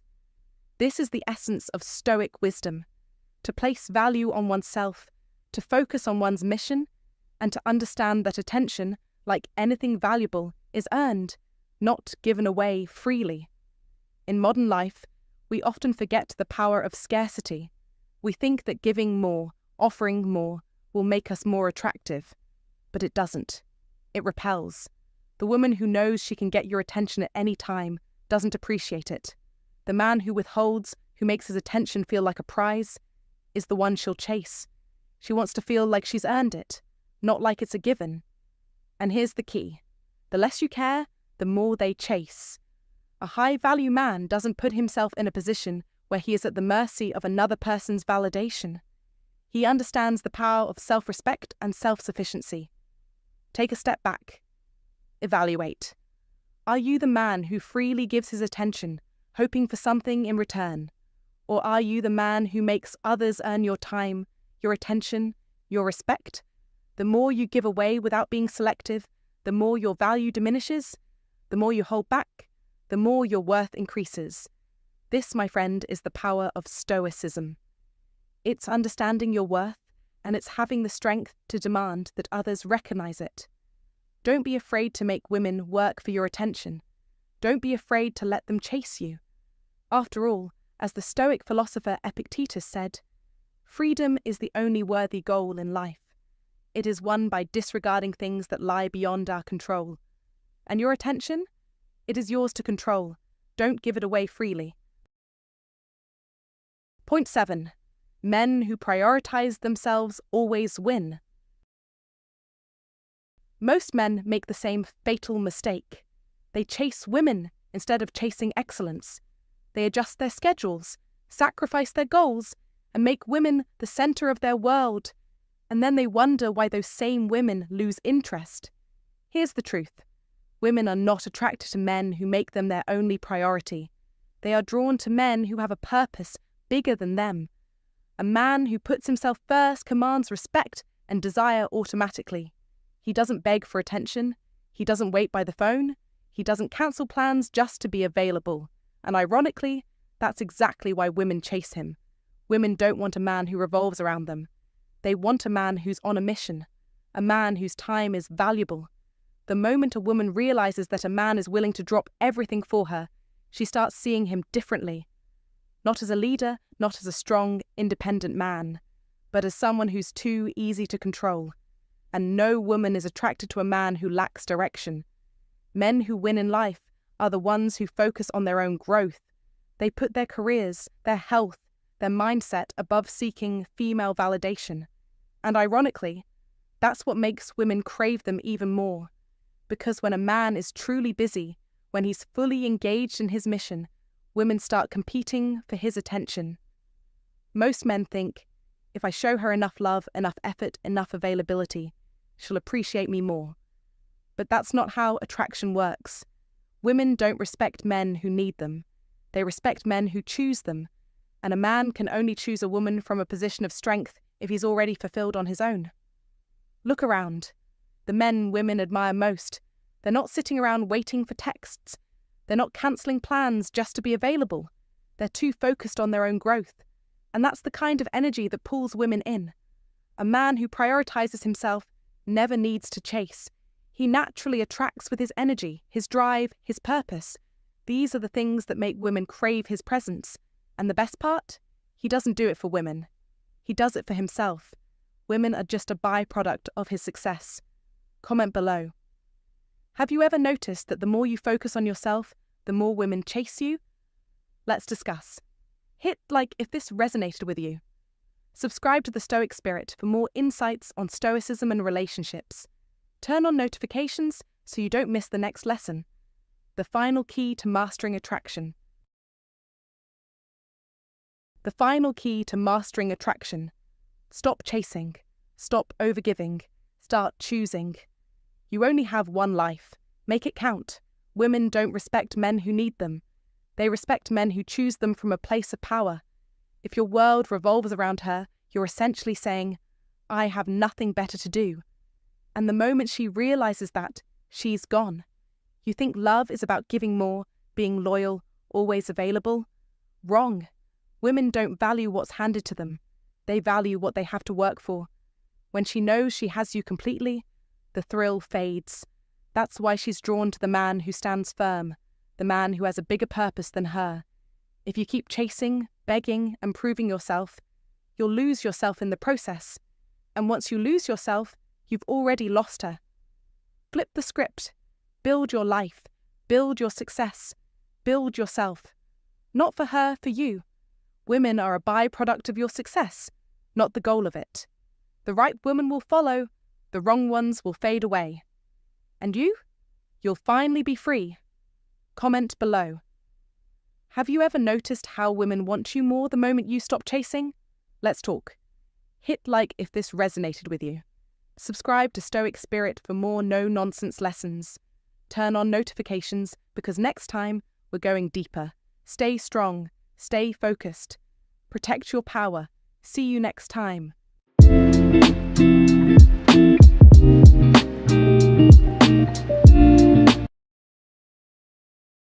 This person is your future spouse. Prepare to be shocked. Old Stoic Wisdom. Hook this person is your future spouse. Prepare to be shocked. Old Stoic Wisdom. Love is not about finding the right person, but creating the right relationship. Anonymous. What if the person you're meant to marry has already appeared in your life, maybe as a friend, a stranger, or someone you've completely overlooked? After years of studying human connections and the psychology of love, I've stumbled upon something profound and unexpected. In this video, we'll dive deep into the psychological cues that suggest the person meant to be your soulmate might be closer than you think. Some signs are subtle, others will completely surprise you.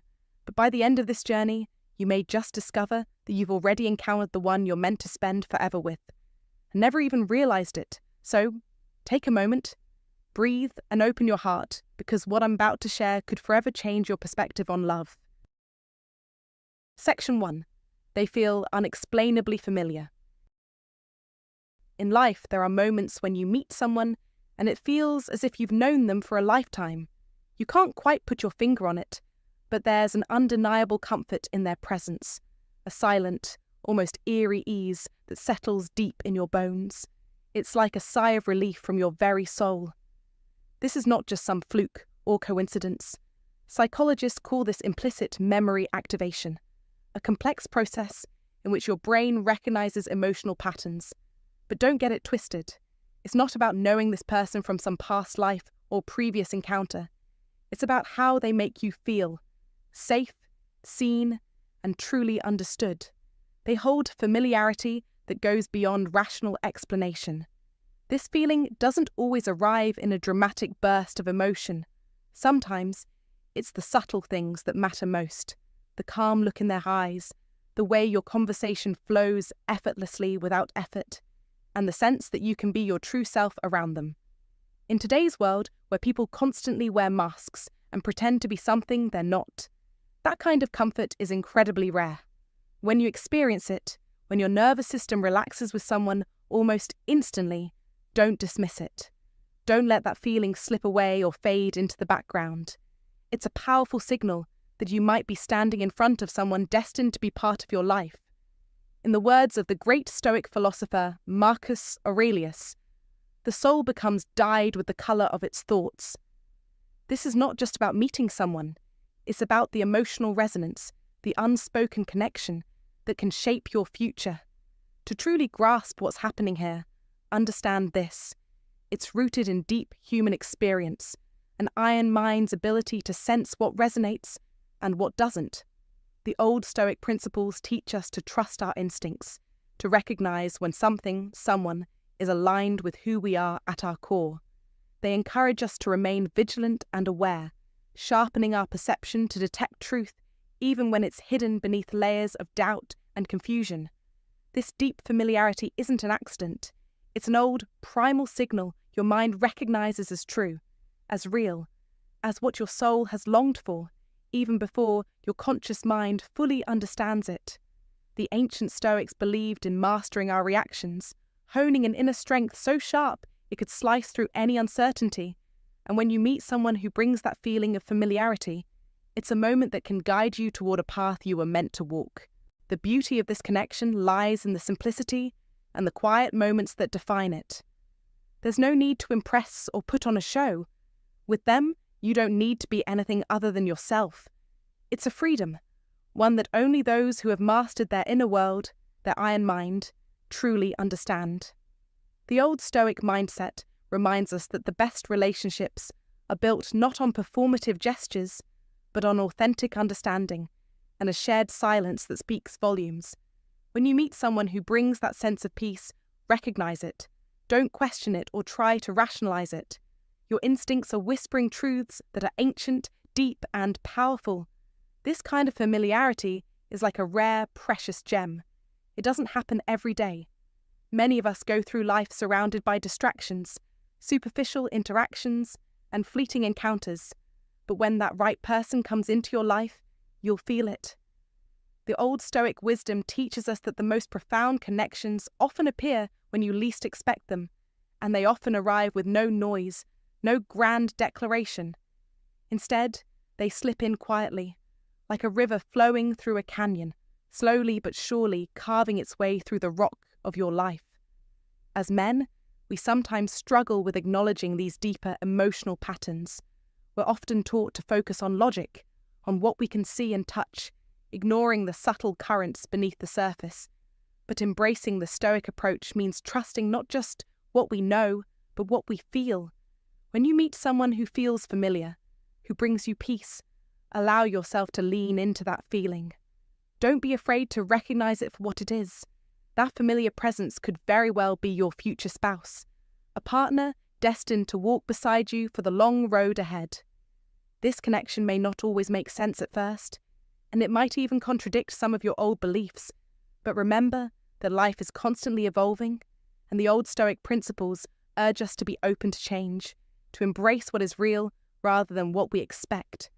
Life's greatest lessons often come in the form of surprising twists, unexpected people who become integral to your journey. As you go through life, stay alert.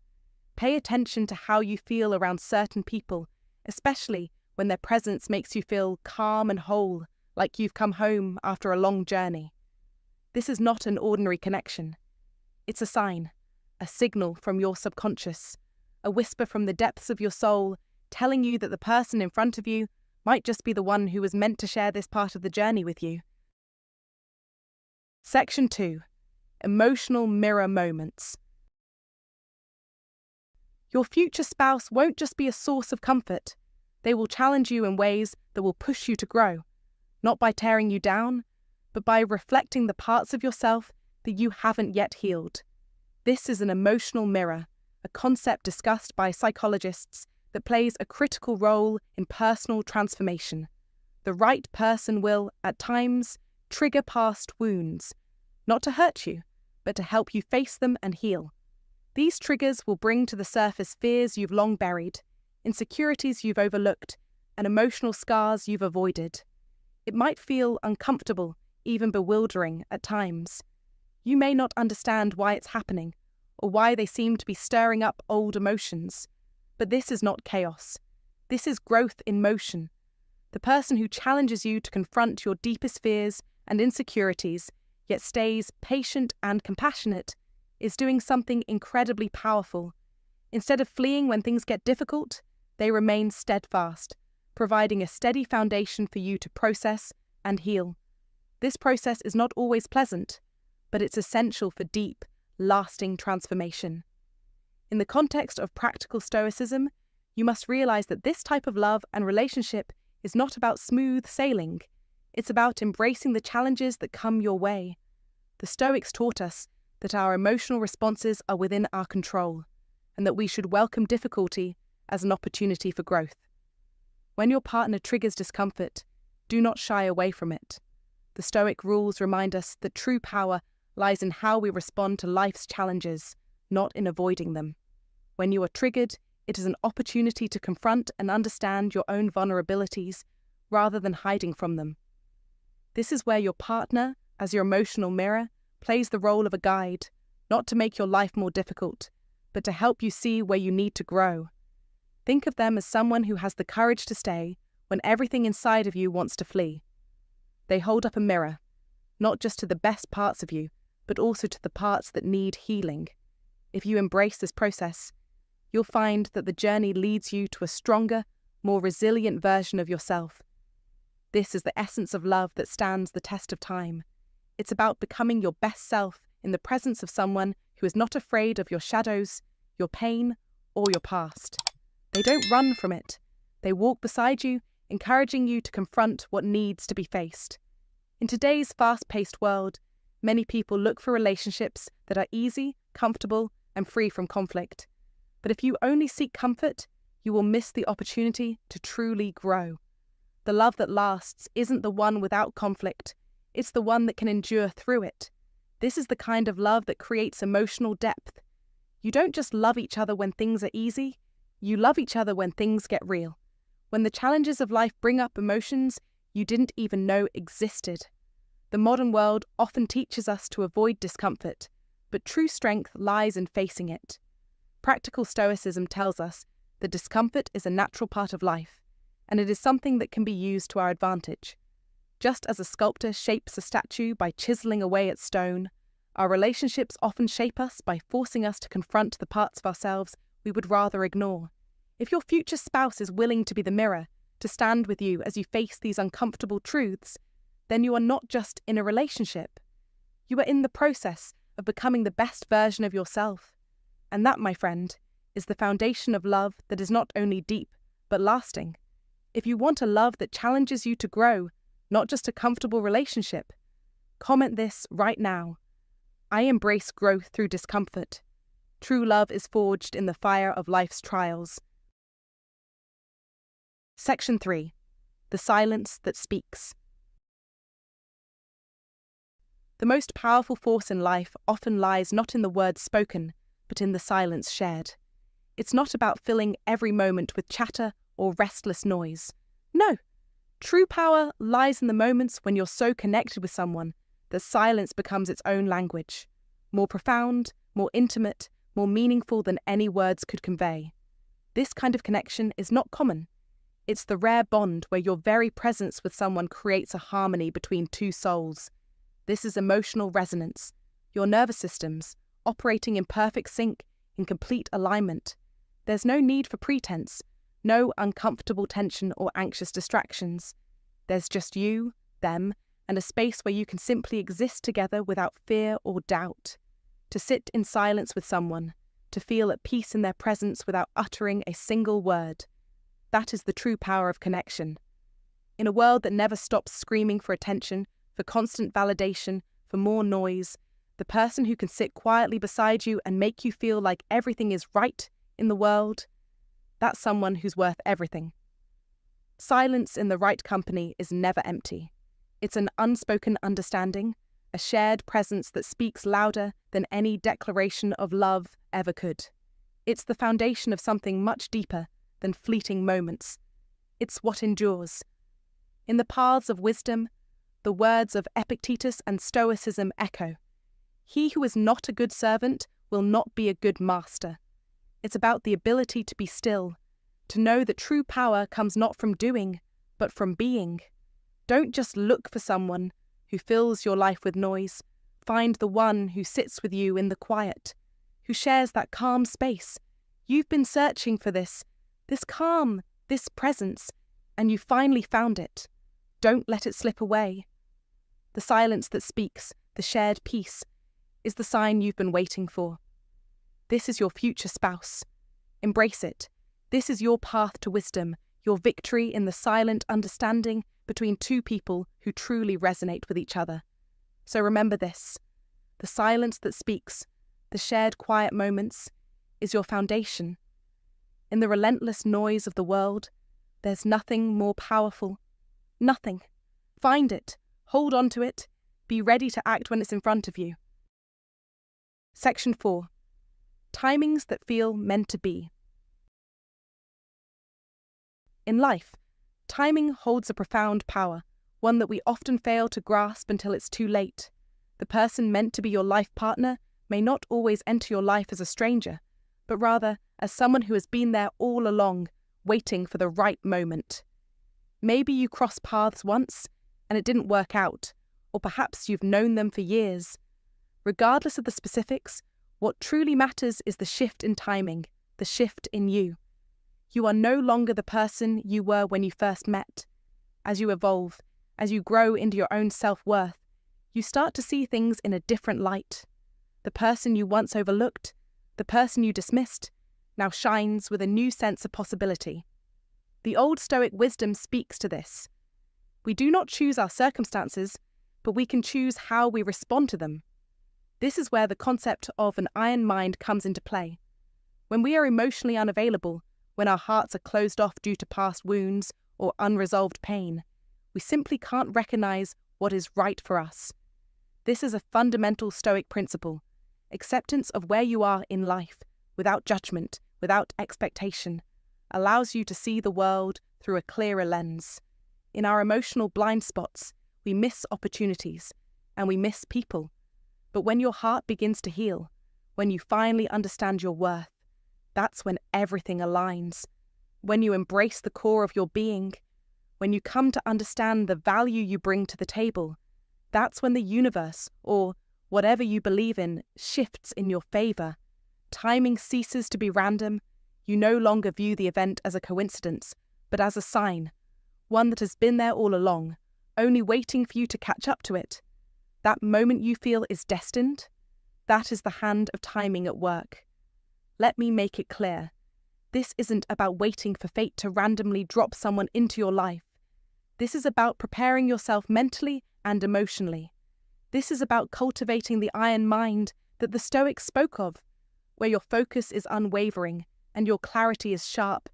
You have to make sure that you are in the right space to recognize the opportunities, the connections, and yes, the people who may be right for you. It's not just about meeting someone. It's about meeting someone when you are truly ready, when you have done the work, when you've looked inward and healed the parts of yourself that need healing. We live in a world that often feels like a chaotic storm, full of distractions, noise, and clamour. And in that noise, we often miss the subtle signals of the universe, the quiet nudges that guide us toward what we truly need. This is where Stoic principles are incredibly powerful. They teach us to listen, to observe, to live with purpose and mindfulness, and not to allow the world around us to dictate our path. The obstacle is the way, said Marcus Aurelius, one of the great Stoic minds. What this means is that you must face the difficulties in life, not shy away from them, for they are often the very challenges that bring you closer to what is meant for you. Your partner may have been right in front of you, but it took your own growth and understanding for you to see them with clarity. This doesn't mean that life is about waiting around for things to magically align. Far from it. It's about embracing the fact that we are not passive recipients of life's gifts. We are active participants. You must do the inner work. You must learn, adapt, and grow from each experience. As the Stoics taught, you must master your emotions and understand that the external world cannot control you unless you let it. It's only when you develop that emotional fortitude, that iron mind, that you are ready to truly see the person who has always been right for you, even if they have been there all along. Don't wait for life to hand you an answer. Take action. Reflect on your own journey and where you've been. Recognize the moments of growth, the times you've learned to be stronger, wiser, and more self-aware. Embrace the opportunity to live with intention and understand that your life's partner will come to you when you are fully in tune with who you are. If your heart is open, if your mind is clear, then the universe will present the right person at the right time. Timing is everything. And when the moment is right, you'll see that it was never about chance. It was always about purpose. And if you find today's content very interesting, please give me a word of encouragement by commenting "very interesting" in the comment section. That is a huge motivation for us. Thank you. Section 5. Deep empathy without effort. In the pursuit of genuine connection, there's a rare, almost sacred form of understanding that transcends words, one that can only be grasped when someone truly senses your emotions without needing any explanation. Think about it. A person who notices the subtle shifts in your mood, reads the tension in your voice, or feels the sadness hiding behind your smile. This level of understanding is not a mere coincidence or a skill learned through superficial observation. It's emotional empathy, but not just any empathy. It's the deepest, most powerful form, rooted in a bond that speaks without words. This kind of profound empathy stems from a deep, almost instinctive attunement between two people, a nervous system so in sync that they can feel what you're feeling without being told. It's as if their heart has learned your language, even if they've never heard your story in full. And this is where practical Stoicism comes into play. The ability to feel, yet not let it overwhelm you. In today's world, where emotional turmoil often runs rampant, the person who understands you in this way brings a sense of calm, of stability, and of grounding. It's not about having the right words to say. It's about the silence they hold, the way they just are with you, without forcing any expectations or judgments. In relationships, especially as we age, we begin to crave this depth of emotional exchange. The Stoic rules of emotional control and perspective come into focus here. Learning to listen without speaking, to feel deeply without becoming consumed by the feeling. This ability to meet silence with softness, to create a space where raw emotions can be expressed freely, without fear of judgment, is no ordinary bond. It's a connection that touches your soul. This is the foundation of a lasting partnership, the kind of love where true empathy exists not because you've asked for it, but because the other person has attuned themselves so completely to your energy that they can hold space for you unconditionally. This type of relationship requires practice in self-awareness, a skill grounded in Stoic principles, and a mutual understanding that words are not always necessary when two people are in harmony. So don't just look for someone who can talk a good game. Look for someone who can understand you in silence. Seek out that person who reads your emotions, even when you haven't said a word, and recognize the rare, powerful connection when it shows up. Trust that this kind of deep empathy is what will lead to a fulfilling and lasting partnership.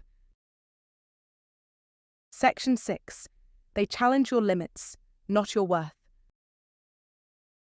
Real love doesn't just leave you unchanged. It demands more, pushes further, and challenges deeper. The person destined to walk beside you in life won't always agree with your every thought or action, but they'll see things in you that you might not even see in yourself. They won't just accept you for who you are. They'll inspire you to become who you're capable of being. This is not an attempt to diminish you, but rather a call to rise. A true partner doesn't tear you down. they build you up. They stretch you, but they don't break you. They see the path of wisdom ahead of you, and they know that your true potential lies beyond your comfort zone. When they challenge your thinking, it's not about questioning your worth, it's about demanding more from you because they know you're more than you're showing. Like Epictetus, who taught that we are not disturbed by things, but by the views we take of them, a person meant for you will challenge your views, pushing you to see the world and yourself through a new lens. They won't demand perfection from you, but they will call out your limitations. They will not judge, but gently point out where you've been self-sabotaging, and they'll help you rise above it. This is growth, and it's rooted in mutual respect, rooted in the recognition that both of you are on paths of wisdom, evolving together. Your partnership will be built on this foundation: challenge, growth, and support. It's not about fixing each other, it's about improving together, constantly stretching the limits of what you can achieve. As Marcus Aurelius said, "The impediment to action advances action. What stands in the way becomes the way." Real love pushes you, forces you to confront the obstacles within yourself, and then helps you overcome them. It's this partnership that transforms you into the best version of yourself. And this is how you win. This is how Stoicism wins. You don't remain static in love. You grow and you evolve. You rise to meet each challenge. Your partner will be the one by your side, pushing you forward, never questioning your worth, but always pushing you to stretch your limits. This is true partnership. If you found this, don't settle for anything less. Don't let fear hold you back from embracing this growth-based connection. You have to be ready to walk this path together, because in the end, this is what will define your life. The person who will challenge you but never diminish you is the person you should never let go. They don't need to fix you. They just need to stand with you as you rise. And when you rise, you win. If you're still here, you're ready to rise beyond your limits. Real love isn't about staying the same. It's about evolving and becoming the best version of yourself. The person meant for you will challenge your boundaries and help you grow. They won't tear you down. They'll lift you higher. Comment below. I am ready to rise and evolve with my true partner. Let's build this community of growth together. Section 7. The unexpected calm. We grow up thinking love is supposed to feel like fireworks, intense, dramatic, overwhelming. However, true love, the kind that endures the test of time, is far from that illusion. It doesn't arrive with fireworks. Instead, it emerges quietly, like the first light of a serene sunrise, slow, steady, and peaceful. When you meet the person you're truly meant to be with, don't expect dramatic sparks or heart-stopping moments. Often, it comes as a calm, unassuming presence, a love that doesn't make you anxious or stir up emotional turbulence. Instead, it brings with it a sense of inner peace, an overwhelming stillness that feels more like home than the chaos you might have once mistaken for passion. This is a true sign of a regulated nervous system, something that, in the words of the Old Stoics, represents emotional mastery.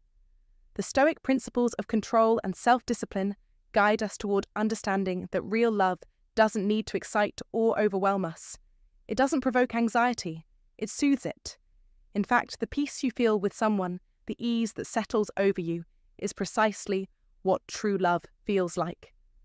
Think about it.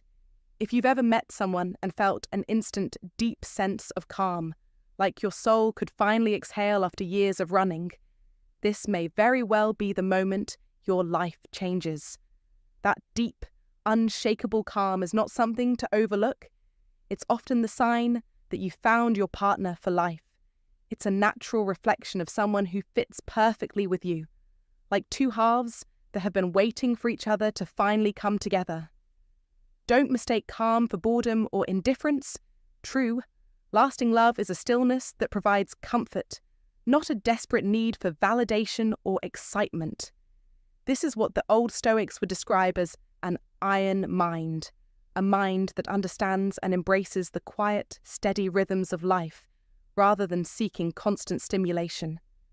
In the realm of relationships, this kind of calm signifies something greater than temporary infatuation. It signifies depth, trust, and the kind of partnership that only strengthens over time. Embrace it. Realize that love, in its deepest form, isn't a wild ride. It's the foundation of something more enduring, more powerful. As the Stoics would remind us, he who is brave is free. It is in the freedom of peace that we find the courage to love fully, to commit, and to build something that lasts. So, if you've experienced that profound calm with someone, understand it for what it is. It might just be the beginning of forever. Don't let fleeting emotions or fleeting excitement cloud your judgment. Trust the peace. Trust the process. Share your thoughts in the comments section below and let us know. Has this calm ever shown up for you in a relationship? And how did it change the course of your life? The twist ending. You've already met them. There's a truth lurking beneath the surface, waiting to be uncovered. Your future spouse, the one you've been searching for, is not a stranger. In fact, you might have already met them. This might come as a surprise, but it's time to face the reality. The person you're destined to build your life with might have been standing right in front of you for a while now. Perhaps they're a friend, someone you've never considered beyond the realm of casual camaraderie.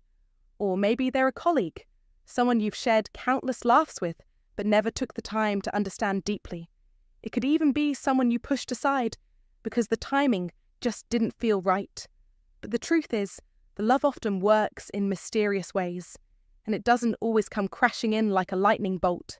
Sometimes it arrives quietly, almost imperceptibly, until one day you wake up to realize it was always there. When you pause and reflect on the feelings you've experienced, the deep, quiet familiarity that settles in when you're with them, the empathy they show, the calmness they exude in moments of chaos, it may become clear. The person you're meant to be with has always been closer than you ever imagined. Love doesn't always announce itself with fireworks. It doesn't always make grand gestures or demands. It waits patiently and persistently until you're ready to see it for what it truly is. And perhaps, just maybe, now is that moment for you to recognize it. This concept isn't just some whimsical idea, it's rooted in practical Stoicism, an ancient philosophy that encourages us to embrace the present moment and look inward before seeking external answers. The Stoic rules remind us that we already possess everything we need to understand our life's path. We just need to open our eyes to the signs that have been there all along. Often, the answers we seek don't require us to search far and wide, but to pay attention to the subtle hints that surround us every day. Those quiet feelings of comfort, trust, and understanding that you feel with certain people, that's the whisper of love you've been waiting for. Ask yourself, who came to mind while you listened to this? Who was the first person who popped into your head when this idea was shared? That person could very well be the one. And just like that, the realization could change everything. But don't rush to dismiss it. Don't let the noise of daily life distract you from what your heart is quietly telling you. The world today is filled with distractions and false signals, making it harder than ever to hear the soft, persistent call of love. Yet if you felt that flicker of recognition, that connection you've never fully understood, it's time to lean in and pay attention. Modern life has conditioned us to believe that love must come in grand, cinematic moments, like a grand gesture, a life-changing revelation, or an explosive encounter. But in truth, love often works in the opposite way. It hides in plain sight. It grows in the small, quiet moments where you feel completely at ease with someone. It doesn't need validation from others or the world. It simply needs space to flourish. If this video stirred something deep within you, if you thought of someone whose name or face came to mind, don't dismiss it. This could be the universe guiding you toward the realization you've been avoiding. Sometimes, love begins in silence, through a knowing glance, an unspoken bond, or a quiet moment shared over a cup of coffee. These are the moments that, over time, weave the fabric of something far greater than we often realize. The beauty of Stoic wisdom lies in its simplicity. It encourages you to be present, to pay attention to what's in front of you, and to recognize the signs that the universe is subtly giving you. It teaches us that the most meaningful relationships aren't always the ones that demand our attention, but the ones that patiently wait for us to notice them. The person you're meant to spend your life with may not be the one you were seeking out loud.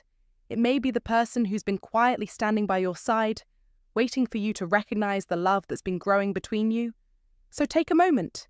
Think back. Who is it that came to mind as you listened?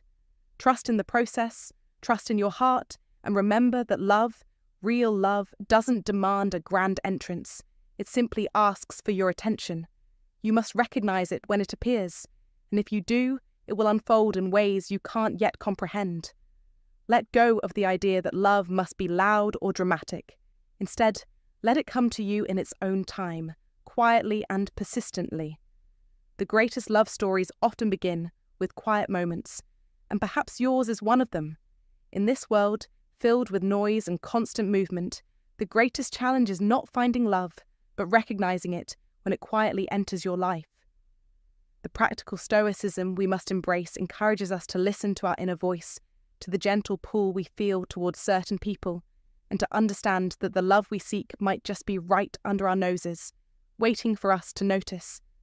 When you embrace this truth, you'll find that the path to your true partner is simpler than you've ever imagined. Thank you so much for watching today's video. I truly hope the insights I shared have resonated with you and given you something to reflect on, perhaps even sparked a shift in how you see love and relationships. If today's content spoke to your heart, I'd love for you to show some love by liking this video, sharing it with someone who might need a bit of encouragement, and subscribing to the channel for more psychology-backed secrets and personal insights on love, relationships, and the beautiful complexities of human connection. But before you go, I want you to pause for just a moment and really absorb the key message of today's video. Love is often closer than we realize. It's easy to think we have to search endlessly, to look far and wide, but sometimes love finds us when we're least expecting it. Maybe, just maybe, while you were watching, someone special came to mind. Maybe there's been a subtle feeling or a spark that you've been ignoring, but deep down you felt it. That is no coincidence. I want you to trust that feeling. It can be easy to dismiss these moments, to chalk them up to coincidence or wishful thinking. But trust me, those feelings are often the universe's way of nudging you towards something significant. Maybe you've been thinking about your future spouse without even realizing it. Maybe the universe is sending you signs in ways you don't fully understand yet, but the important thing is you're open to receiving them. And that's the first step. I know that love can sometimes feel elusive, like something we have to chase down and fight for. It can seem like we're constantly searching, constantly wondering if we'll ever meet the one who truly understands us. But what if I told you that the love you're seeking might already be in your life, or perhaps just around the corner? Sometimes it's not about running toward love. It's about learning how to open your heart to it. You don't have to go on a long, exhausting search. The right person might be closer than you think. So here's my sincere advice to you.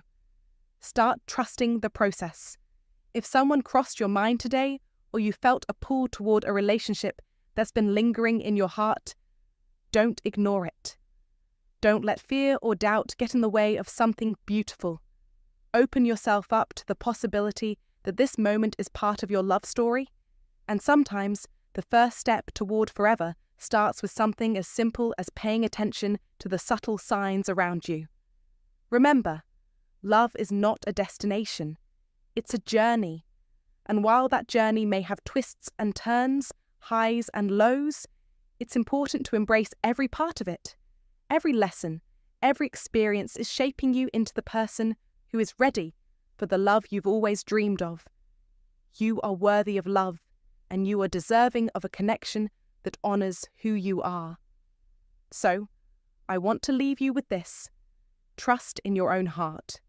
Trust that love will find you when you're ready to see it, and trust that you are worthy of the kind of love that lasts. You are already closer to it than you think. And when the time comes, you'll be ready to welcome it with open arms. I'd love to hear your thoughts, reflections, or even personal stories about love. Please, leave a comment below. Whether it's something you've been thinking about, a question you've had, or a moment where you've seen these signs in your own life. Let's continue this conversation together. You're not alone in this journey.